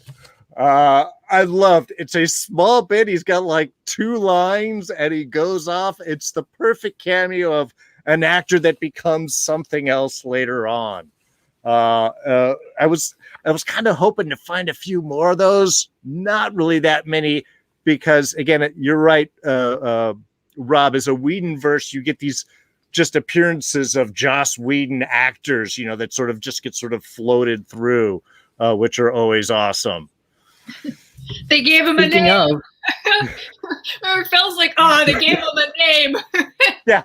Oh, that's never a good sign. yeah, speaking of, I forgot the doctor. One of the doctors that worked on him was from for Firefly. Glass. Yeah. Another actor who passed recently, who is great as the guy who didn't want to go through with the surgery, you know, and bringing him in was great. And again, like I said, we've lost a few people from this show in real life, and he was one of them. And I wish that he could have played a part. I mean, I would have loved it if they had a doctor on board, like he would have been perfect as their doctor that could have been fixing them up along the way. But you know, and the trauma center that they took Sky to, the same like hospital. It's a S.H.I.E.L.D. hospital facility. It's the same one they took Steve to after Winter Soldier. So there's a lot of kind of like little Easter eggs. I was looking it up online. There's the trauma center, and then Phil goes to do more research at Bethesda, which is also like it's a city, but it has Bethesda, Maryland. They've got the big hospital and stuff there. Yeah. But there was one in Switzerland, and then there was another one. Anyway, and the name Bethesda comes from the biblical gospel story of the pool of Bethesda, which was a place of healing, where an angel would come down and stir the water. And so if you were able to get into the pool, the first person in would be healed. So I thought it was kind of an interesting little tidbit of info. Those are cool little tie-ins. Yeah. Let's see. From the chat, see Devontae Smith mentioning Patton Oswalt's one of the great characters. Barbaro very upset that they lied to us about all those other famous star cameos. Dylan Malloy, yeah, we didn't mention this at the beginning. Thank you, Dylan, for mentioning that out. There is a giant Agents of S.H.I.E.L.D. auction that is live right now. It started this morning. It's going on. I'm not getting anything from it because I don't have that kind of cash in the middle of a global pandemic. Thank you for putting that out. So if anybody wants to get me a nice gift, I'd really appreciate that. No, please don't. Save your money or keep it for yourself. I don't need any more stuff. I got no room. I'll take that. Yeah, well, I mean, any of the costume kits, badges, yeah, any of that classic stuff. There you go. Yeah, Silver Surfer mentioning Maria Hill talking to Pepper Potts about Man Thing. Who or what is a man thing? Wes Sager can watch a full series about the Koenigs, and that's true. And it's awesome because what Patton's in there for like 2 episodes. He shows up like at the end of one. He's killed in the next episode and then sort of appears at the end and becomes like instantly a must-need character for the show. I love that. Yeah, Devontae's meant. Davis shows up in episode 9. It's his first appearance. Thank you. I am so bummed I did not notice that and put that down. We've got to keep Davis. The Davis tracker. Ooh, maybe that's something we will do for the next seasons. We're going to keep our Davis tracker going. Yeah. Yep. I want to hear more of Davis's stories. And from that episode, it's the first mention of like portals or other dimensions. Because remember, there's like that ghost that's haunting the woman, the female character. And, right. And they figure out he's actually jumping between dimensions. So that's kind of a foreshadowing for all this portal, time travel, dimensional jumping we're going to be doing eventually. Very true, because, yeah, it's in 9 repairs where we get that first shot of a possible alternate dimension. And was that what they were trying to tap into from an energy source? And then, of course, we get the Dark Force first referenced in Only Light in the Darkness there in episodes 19. Sorry. Dun, dun, dun. Let's see. Silver Surfer. They're selling the that sandwich prop from season 1, the one that the sandwich that Gemma made fits. If they were, if they actually had that prop, I might actually have to throw some money down on it just to continue the joke. Prosciutto and mozzarella and buffalo mozzarella with just a hint of aioli sauce. Pesto aioli. Pesto aioli. Thank you. You can actually find the recipe on YouTube. There's a couple of people that love cooking and that have actually made replica sandwiches. So. I was about to say I'm gonna have to make myself one of those actually because I love mozzarella, especially buffalo mozzarella. So I'll go with that. Okay, so that should be some homework. Okay, yeah. Yeah, we should have that as some homework, and everybody make their own, and then we can see how successful we were at recreating the recipe. It's voluntary, of course, but I think I'm going to have to. I think the sweetest thing from that episode is that Ward throws away the sandwich, and then the first thing Simmons asks is, "How was the sandwich?" And Fitz lies, so she doesn't get upset. He's like, "Oh yeah, it was great. It was wonderful." Especially because he's whining about it the whole rest of the episode. Imagine you're a rat, just climbing around, and there it is. Prosciutto and buffalo mozzarella sandwich with just a hint of pesto aioli. It's like rat heaven there. Oh dear. Excellent. Silver Surfer is also looking in to get a shotgun axe at the auction. Oh God, that would be a fine. That would be a fine. You put that in the wall, you glass and case that, you leave that there forever. You just have to send it to Dawn. Dawn should inherit that. I know what I want. Good luck if you can get that one. What did you want there, Rob? I want the prop of the drugs they took in season 7. Oh, the puffies. What do they call Yeah. them?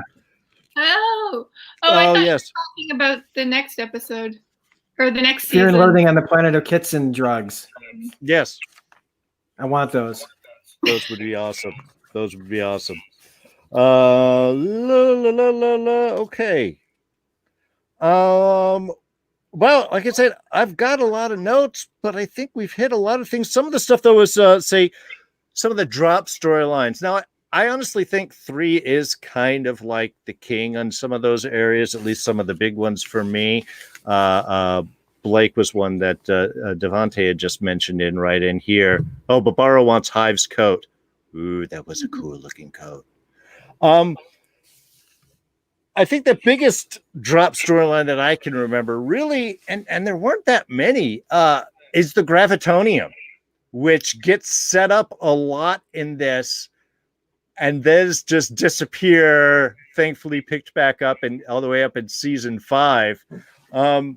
But we did have the scene originally shot where Ian Quinn gets pulled into the Gravitonium and stuff that would have been set in towards the end of the season here, which they ended up saving and using again in 5, because we never see Ian Quinn. He gets the Gravitonium. He's like, I'm so excited. And then we never see them again. May finally got to him. Finish the job. She's like, this is exactly. Though I did find it interesting that was right around the time where Talbot shows up. And of course, it's Talbot who ends up becoming Graviton.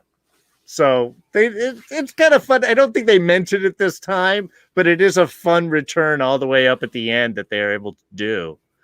I miss Ian Quinn. I really, I loved how sleazy he was. That actor did a really great job.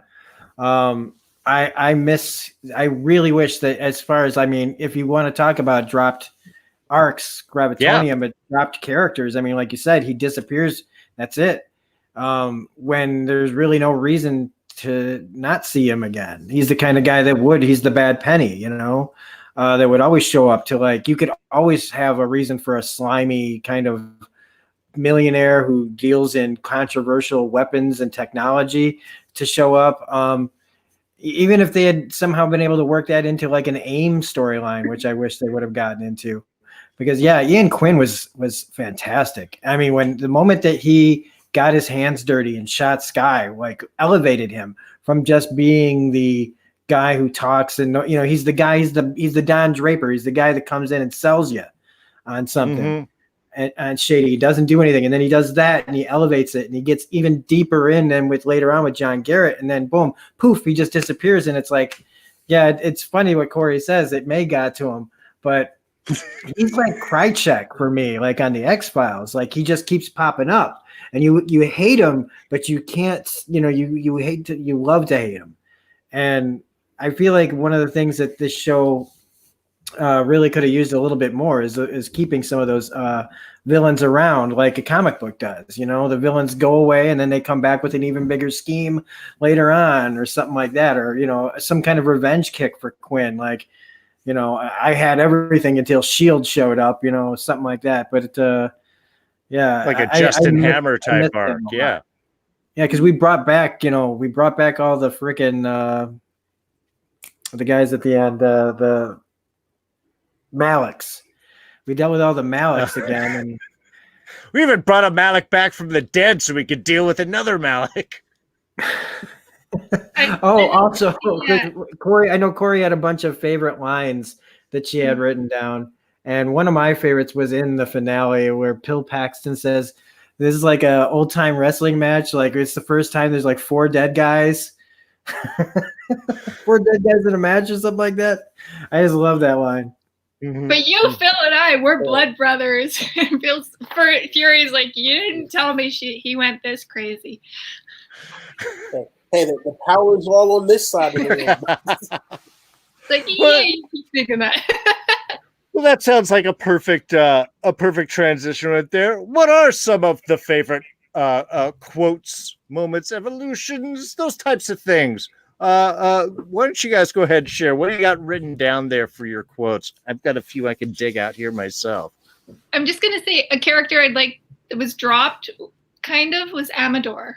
I would have liked to have seen what happened with her. Ah, yeah, from I Spy. Yeah, yes, that's episode 4. That would have been cool to see a little bit more what happened with her. Yeah, or have her come back for one of the episodes and help with a mission or something. Or anyway.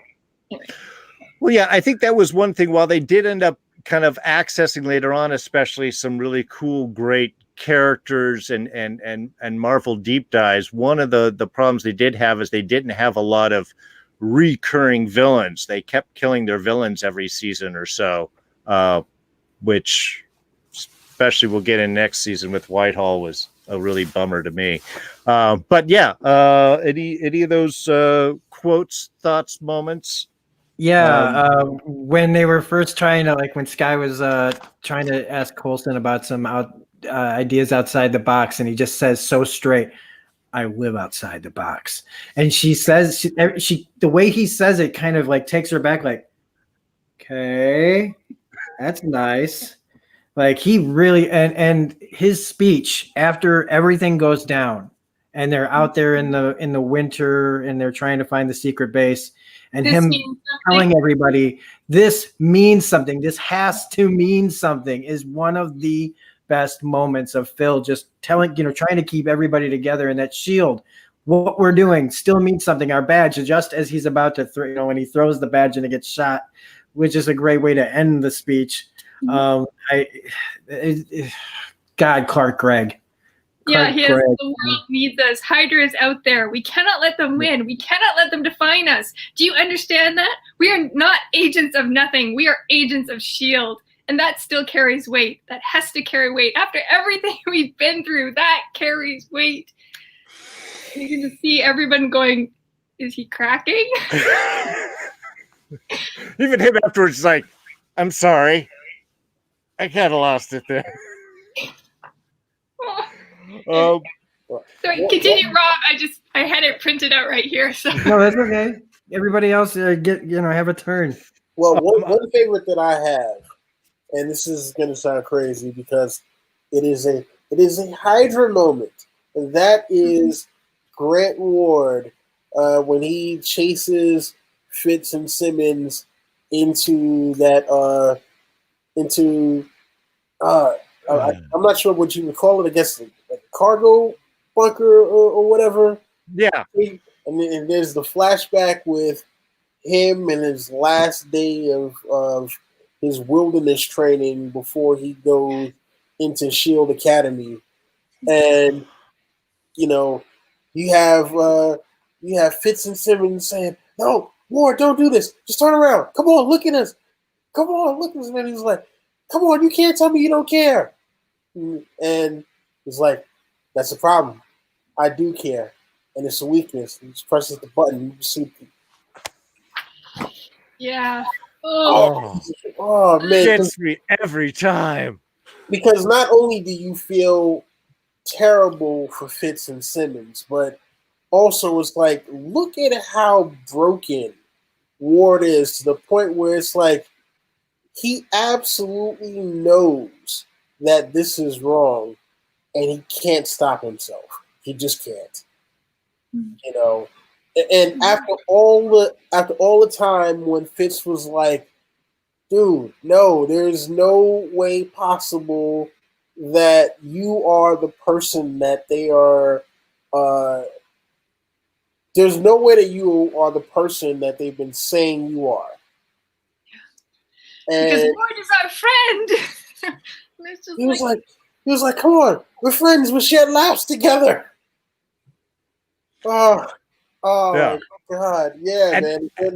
And that only pays off with the build up all season long of their relationship. Like I say, from and the jumping out, and then the hub afterwards.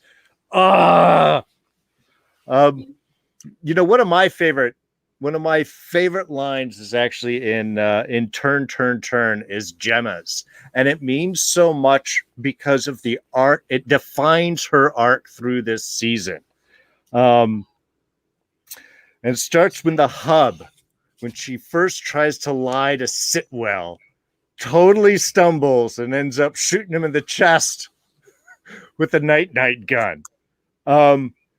And then it moves on. Let's see. After that, it gets to tracks where she starts her improvisation. She has learned that she's not very good at lying, but she is excellent at preparation. And so she's built this whole story with, yes, the prostitutes and everything else. And then we get to turn when she's locked in the room with Trip. And she's trying to figure out, is Trip Hydra or not? And he's like, and I think it's the whole bit. And he's like, okay, well, if we run into anyone, let me do the talking. You know, for a smart person, you're surprisingly bad at lying. And she goes, I know, but I'm getting better. And it's just an awesome line. And it's simple, but it's such a perfect arc for her all season. Then, especially when we start off season 2, when she's undercover. Mm-hmm. Which you would never have expected to be something that she could pull off. It's just and then think of Cassius. Like, think of where she gets to with Cassius. Oh yeah, it's just one of those little things from the season. It's one of those arc things. It's like you had mentioned with Fitz. He establishes a relationship in Fizzit that this is his connection with Simmons, and then with Ward, he realizes he's got to be harder. He's got to be able to protect. And that starts his whole arc. By the time we get to Magical Place, he's yelling at other agents to be sure they're doing their job right. He adjusts with every stress. Even Daisy herself, every time that she's gotten her butt beat, she goes back and trains harder. You know, after the asset, when she gets scared, she goes back at the end with Ward, training harder. Quinn shoots her. The next thing she wants to do is go harder. She doesn't want to be in that position, which again, when we open up with season 2 and all of her training with May, you can see why these connections would all come in.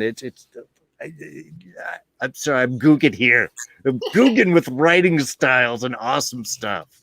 No, I think what's wonderful about the show is that every single character on the team has an arc, has something they have to learn. Even Phil is dealing with his own stuff with Tahiti, and like May is trying to help him, and she has this line about telling him, you feel different because you are different. Mm-hmm. Like, no one can go through what you've gone through without changing, and that's okay. And so we see how her example at Bahrain as the cavalry ends up actually helping Phil go through Tahiti. And why are all these terrible incidences named after places? That's right. That's where they get their code names. Yeah. Let's see. Looking through the chat, Barbaro mentions that he heard the actor who played Quinn quit acting, though he could be wrong. That would be actually something interesting to check out. That would explain why he never came back. Devontae Smith really wanted S.H.I.E.L.D. to fix AIM after the tragedy that Iron 3 did to the organization. Yeah, Iron Man 3 is not my favorite. It does a lot of things that I think kind of mess things up. But I completely agree with that. I was really hoping AIM would be another great organization that they could have explored with. And maybe that's why they ended up playing with Centipede for a while, because they couldn't really do that. Also mentions, hey guys, I found it. Oh yeah. At the end when when Coulson shoots and kills Garrett with the South American gun. Hey guys, I found it. It's over here. Yeah. He's like, I am unstoppable. It's like such a perfect end right there. Don't touch Lola. Classic. We're going to raid the fridge. Yeah, these are all awesome bits. Oh, the music by, the music choices that Bear McCreary uses throughout the show are awesome. When Fury shows up to save Fitzsimmons, yes, let us not. Bear McCreary's music, Mark Kolpak's and Fuse FX's awesome visual effects, just starting here and building to further unmentionable awesomeness The holo table on, holo table activate. That was a great bit, especially considering how Mission Impossible the series really starts out, that they're in trying to do the hand and they can't get anything. Let's just upload the specs to HQ. You say it, Ward. Say it. You sunk my battleship. Yeah, there's like so many like May gets some surprisingly a lot of great little moments too, little lines like when she gets Ward to say she's like bust a short bus and Ward's like go for short bus. And Coulson's like, hey, next time I'll decide the what we call ourselves, okay? We're not calling it the great and good. Yeah, or when Ward's fighting her at the end, and he gets on top of her, and he's like, reminds us of old times, and she's like, "You were never on top." Never on top. I was just going to say that And one. that's when the pipe hits him in the head, which looked really fantastic, by the way. When the pipe hit him in the head right after that. Mm-hmm. I've got one. Yeah. Hey, yeah, get ready for a large file transfer. Oh yeah, that's next season. I'm so glad you're back. Great when May shows up. Mm-hmm. I had a quote from episode 4 in I Spy where Guy shows up to talk to Phil and she's like, well, I know you value really old stuff and you value me. You're the first person to do that in a long time. So I happen to believe you're an excellent judge of character. If you think this woman deserves a second chance, we should give it to her, even though she tried to kill me, and I kind of hate her guts. But yeah, like that's sweet because it shows that Skye is learning that she can be a part of a family, and Phil actually values people. And then there was a really neat quote from Ward from episode 6 and 5, where he says, he's talking about the virus, and he says, I wanted it to be a person, some supervillain, psychopath, something I could hurt, punish, that I could do. What I can't do is protect you from stuff I can't see or understand. And so we kind of see a goodness to Ward where he actually wants to protect this team in this moment, and the frustration he has with not being able to do something with the toolbox that he has. Like, he's a specialist. He's used to going in, getting the job done. And when it's a scientific virus that they don't even know, his hands are tied in a way. And maybe that's like one of the first times he's not been able to solve the problem. Well, sure, because it's not a specialist. It's not a specialist job there, So yeah. I mean, that's one of the fun things is putting everyone at bench, especially in those early episodes. Is let's challenge a character with something that they're not equipped to deal with, and see how these characters are going to interact. I think certainly for Phil, you can pick any speech, any end of episode bit, any middle of the moment. We need to rouse the team and get things focused. In the first episode, you see both of his heart and his insistence kind of at the same point when he's talking about getting the gun working, the first working prototype of the night gun, that we can't kill him. We've got to be able to stop him. We need a way to do it. And Gemma's like, we can't do it. Don't ever tell me there's no way. It's on you. Find it. That forced focusedness of solving solutions is astounding. And at the same time, the speech that he gives to Mike Peterson at the end is also super inspiring. You say you know how this is going to end. I don't. I'm hoping that we can do this. I'm looking for his ability to constantly inspire. Well, you mentioned earlier on, Corrie, that hope that he carries when he's talking to the firefighter before he's about to die, and he turns his thing off and he tells him the story about, hey, I've been where you are, and it's It's wonderful. It's going to be great. Whether he is being honest or not, or just telling the guy something that's good to hear beforehand, there is such an earnestness to him. You've got the end of speech there about the agents of nothing. For me, it's earlier on in that one. It's like, we've got this, we took this badge, we took an oath, we all did, to be the last stand. Unfortunately, you've probably got it written down, but I had it before, to be there when nobody else there, to be the stand when everything else is gone, to be the shield. Yeah. If that wasn't trademarked already, I would tell you to trademark that, man, because that's just people have been using that quote for the wearing your masks. Be the shield, right? I started doing that during the fans of Shield reviews, because it's a straight statement, but it says so much, and I think that is the cornerstone for Phil. It's why Agents of Shield exists. It's because that's who Phil Coulson is, and that's how he inspires from the team. And it's because Clark Gregg can bring that persona, and then they got a cast that can build off of that and give us an adventure that we bid onto the first time it was offered to us. We have chewed up season after season, and now that it's over with, we just can't understand why the hell you would do this. Why would you take Phil from us? And even S.H.I.E.L.D. itself, like at the very beginning, the first pilot episode, Maria Hill asks Ward, what does S.H.I.E.L.D. stand for? What does that mean to you? And he says it means someone really wanted our initials to spell S.H.I.E.L.D. And with Agent Carter, we know why someone wanted the initials to spell S.H.I.E.L.D. because S.H.I.E.L.D. is her dedication to what Steve Rogers stood for. She wanted to continue his legacy. And so in Coulson, we almost see a modern Steve Rogers in a sense. He has all the heart. He has all the dedication that I can do this all day. I can I'm never going to give up, never say die.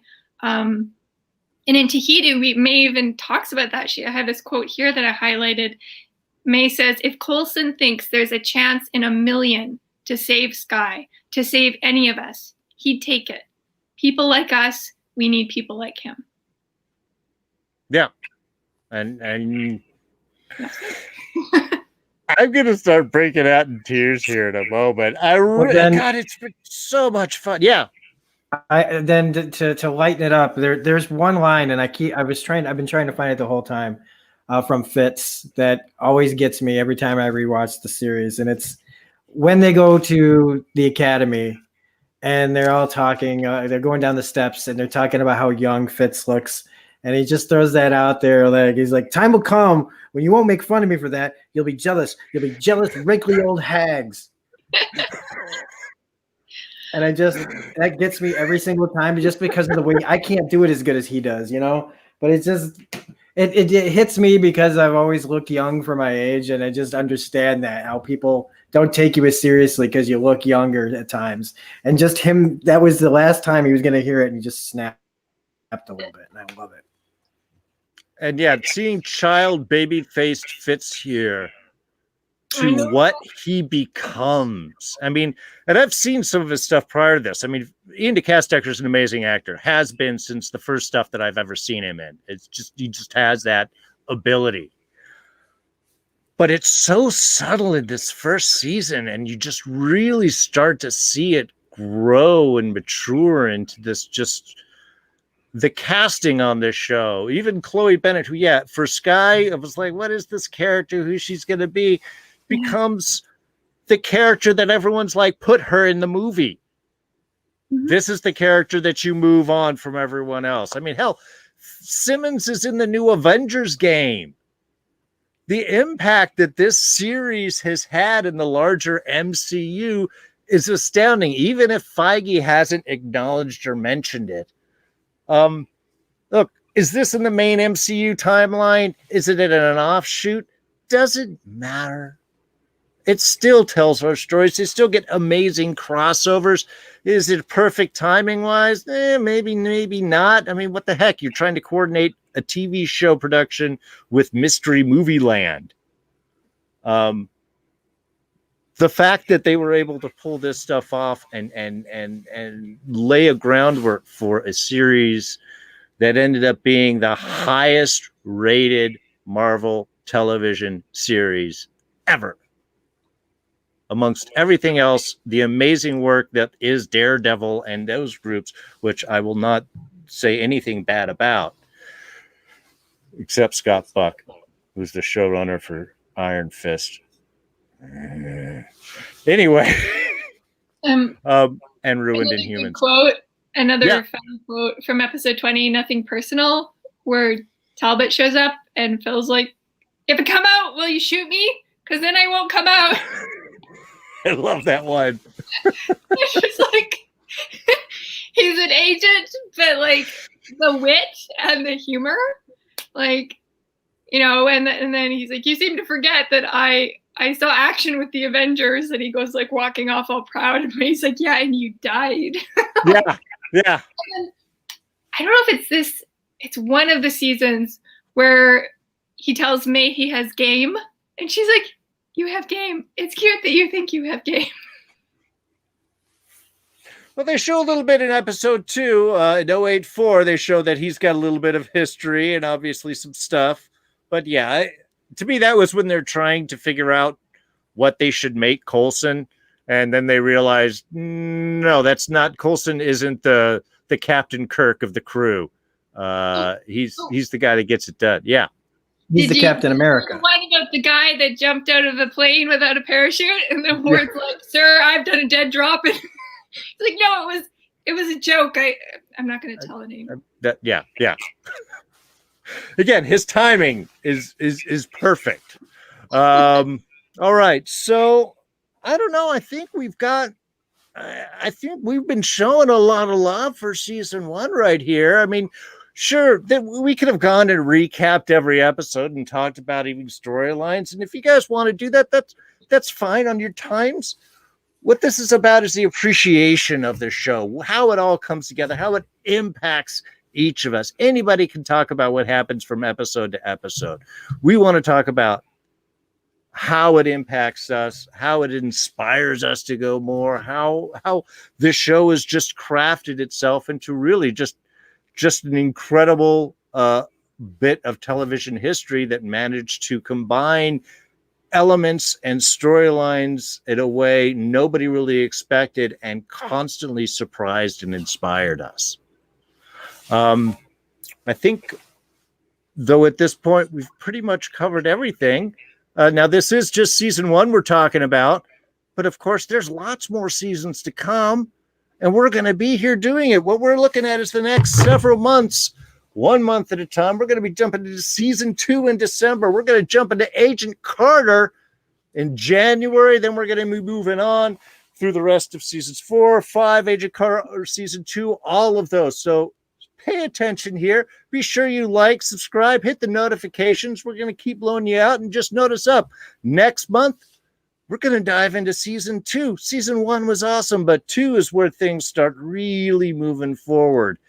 And I think we've got a lot of fun things to share and enjoy about that. So, Corrie, let's kick things off with you. Do you have any final thoughts, comments, bits about season 1 that we weren't able to get to in all this time we've been talking? Yes, 2 comments. Skye wasn't always a popular character. I know we kind of briefly talked about that, but originally from the first few episodes, I wasn't too sure about her. I really didn't know where her character was going to go. I wasn't sure if I liked her character. And so to see how Chloe Bennett took Skye and really took her through all of these unique changes as a character, from Skye to Daisy to Quake to Tremors. It was just neat to see how she changed, how the characters changed, and how now when I look back, I love that character. It's almost similar to like Ahsoka in the Star Wars Clone Wars. Yeah. She originally showed up and everybody did not like her. And you just give her time, let her grow into the role. And she ends up becoming a fan favorite. So I thought that was really interesting. I noticed that Phil kind of pulls a bit of a Tony Stark in this Mhm.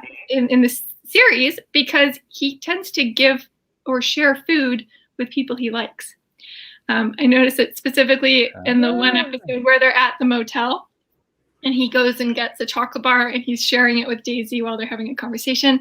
And Trip also does this as well. He shares food. So I'm not sure if this is like a Marvel thing or whatnot, but I thought that was kind of a cute little randomo Easter egg there, where he's doing the same thing that Tony Stark was doing in Avengers with Bruce Banner, sharing his blueberries, right? So. No, that's awesome. That is a great character bit. The breaking of bread, the sharing of food. I mean, I think that's almost like a cultural bit. That's a great catch. Don, any last little bits or thoughts that you wanted to sort of touch on or mention before we wrap things up here? Yeah, you know what? Listen, I am still upset that we never got hashtag Skyward, but I think that it was probably for the best. It is still Hail Hydra. It is still Stand with Ward. uh, yeah, I think that was probably one of the most brilliant things that they could have done, was the fact that they did actually make someone who is in just about any other show would have been your prototypical, he's the good-looking hunk jock who's the hero of the team. And they're like, we're going to take this, we're going to flip it on his head, and you're going to hate him, but you're still going to love him anyway. So, absolutely brilliant move, and I'm glad that I stuck with the show at least through the first half of this season, because then we got to what I feel like is the turning point. Like I said, the introduction of Garrett and Trip, and I think everything from Tahiti on, to me, golden. Yeah. Okay.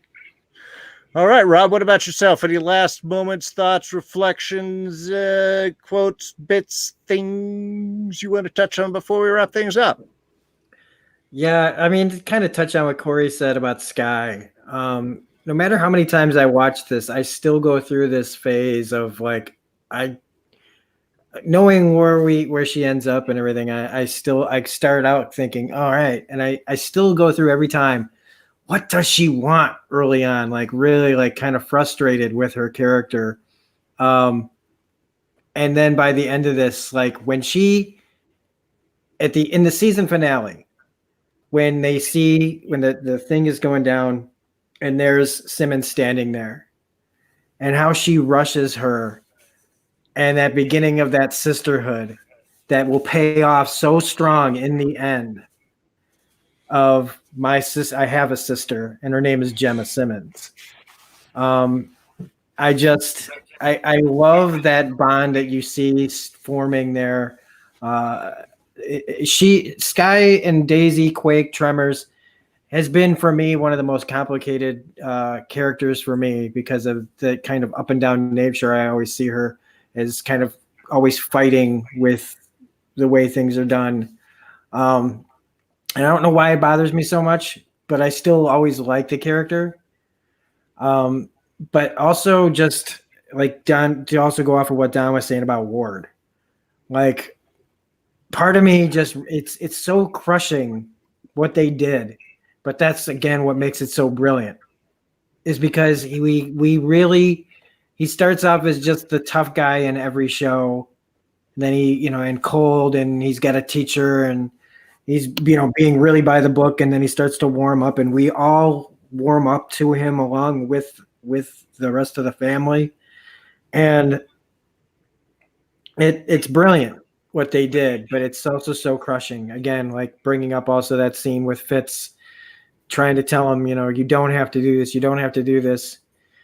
And that's what makes, like, when we talk about how strong, like the problems with season one, when you look at all the character work they did in those early episodes to make us care about Ward, it makes what happens at the end that much more impactful.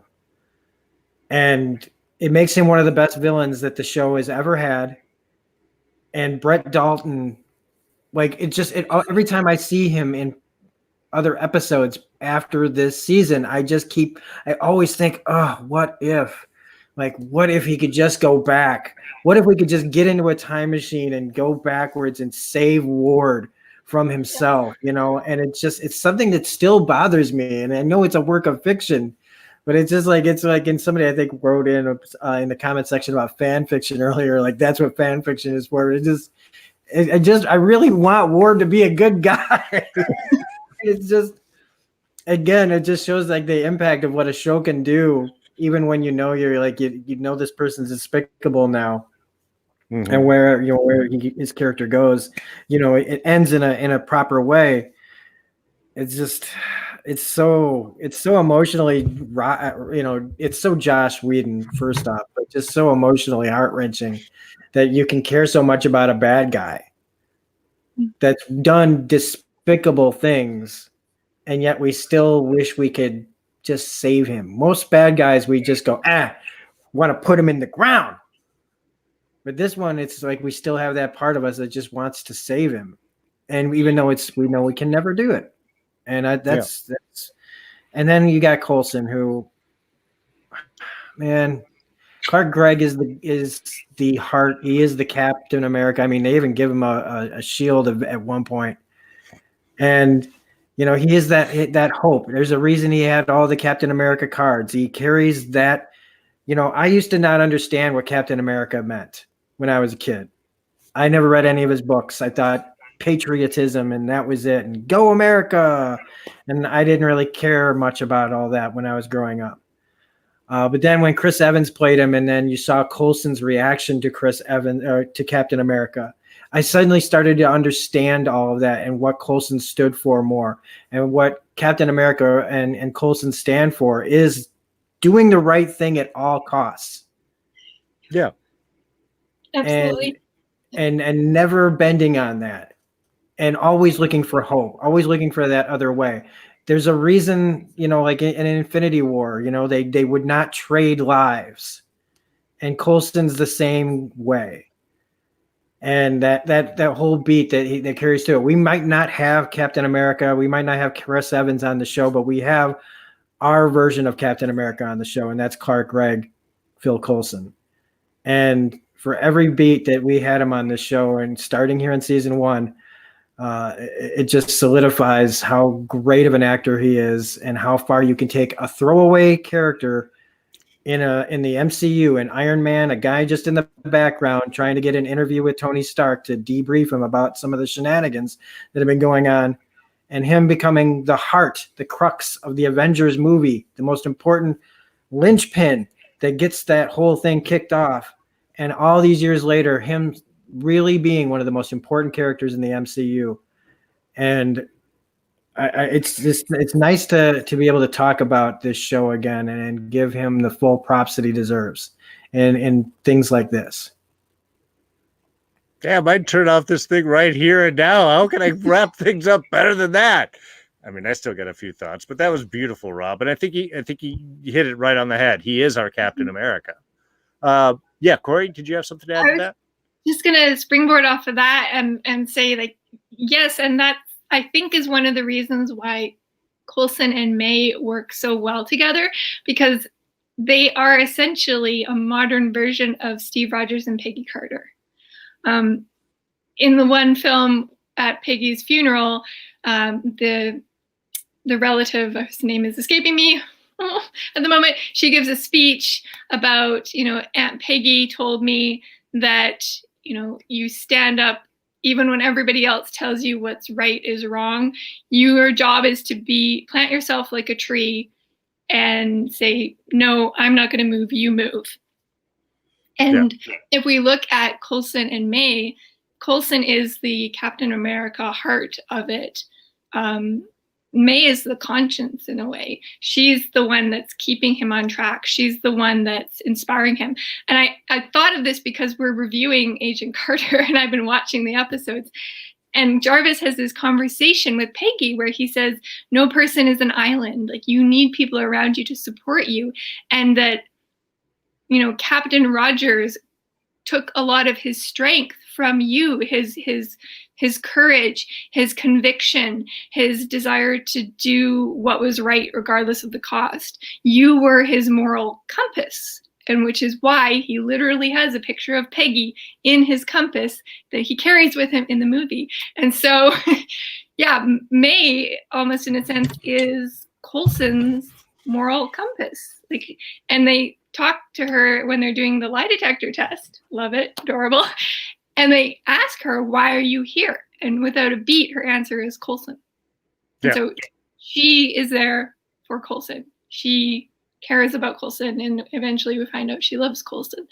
But yeah, so we're seeing a modern, sort of more regular person, if an agent can even be regular, non-superpowered version of Captain America and Peggy Carter in Coulson and May. Yeah. All right. Well, I think you guys hit most of the things. Again, the family issue throughout the season, really important to establish. You were mentioning the setup there with Gemma at the end. Actually, at the end of Visit, when she is survived, Gemma or Daisy runs up to give her, Daisy Sky runs up to give her the super biggest hug, because that is, you know, that is her family. It's actually in I Spy is the first time that Daisy refers to Coulson and May as mom and dad. Mom and dad fighting? Mom and dad fighting. It's tough seeing mom and dad fighting. Yep. Which, again, really establishing that whole family thing, which, yeah, I mean, is important. And look, the show did a lot. I mean, it starts out building off of Clark Gregg's death. The main motion is obviously, how did he survive? How did he come back? And between setting up future storylines and establishing character, by the end of the first half of the season, or the beginning of the second half of the season, they answer that question and then give us more questions. Oh my God, it's an alien, a blue alien. Some of us know Corrie. Some of us are just like, which blue alien species could it be? Which he does get to ask Sif about later on. But it's like they hit that throughout there. They're establishing the whole centipede program and the clairvoyant. And yeah, by the time we get back after that season break, we have the magical place, which answers that question. We set up Seeds there, which is the first mentioning of Hydra. And then 2 episodes later, we're in Tahiti. We've got Garrett. And like Don said, that is when the roller coaster ride shoots up. And it's really interesting to watch pacing wise, even the sort of middling episodes where you're like, oh, is this a filler? Is this it? I Spy, not a lot happening. Lady Sif, Yes Men, not a whole lot happening. All of this backstory, it's like a roller coaster with these little hills, but then you realize by the time you hit 17, you're at the top of this rung. And then it's 6 episodes of just non-stop payoff for everything that has happened. Hydra comes, S.H.I.E.L.D's gone. Now it's our scrappy little team, which is honestly, for America, that's who we love. We like Captain Kirk with the Enterprise at the fringe of existence. He's just got Spock and Scotty and McCoy with them, and that's it to solve everything. Those are the teams we like on the edge, and that's where they were able to bring S.H.I.E.L.D. to where it could, for the rest of its run, live a small corner, scrappy, super spy thing that nobody really knows about, but they are the last defense of humanity. They are the S.H.I.E.L.D. And to deliver all of that within a season that changes its own makeup definitively before the first season is even over, just stunning.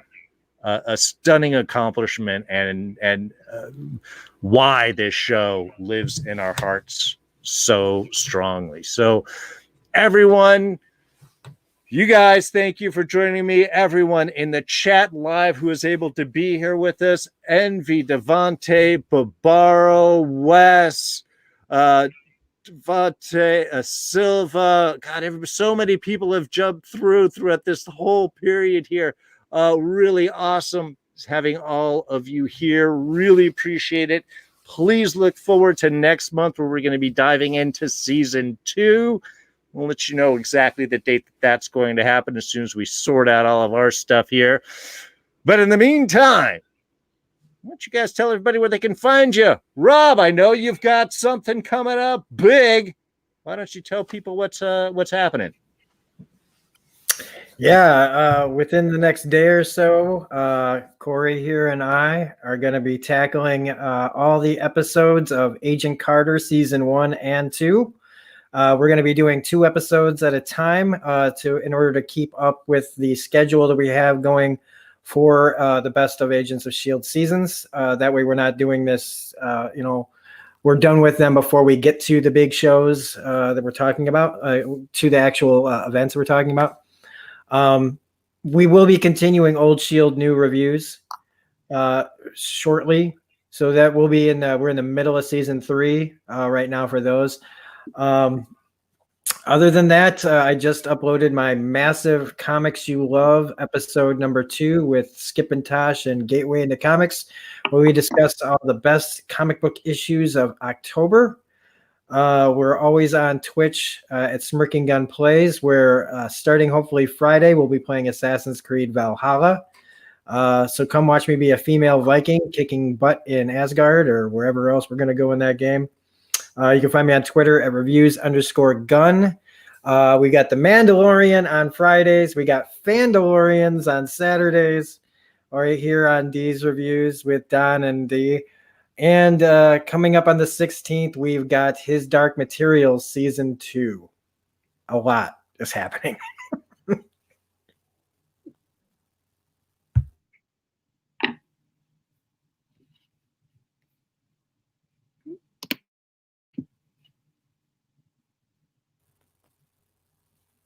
I lost. Yeah, I think we lost audio from Darren. Yeah, so I guess Don, tell us where we can find you, Don. Sorry. Yeah, Don, thank you. I must have hit something. Don, go right ahead.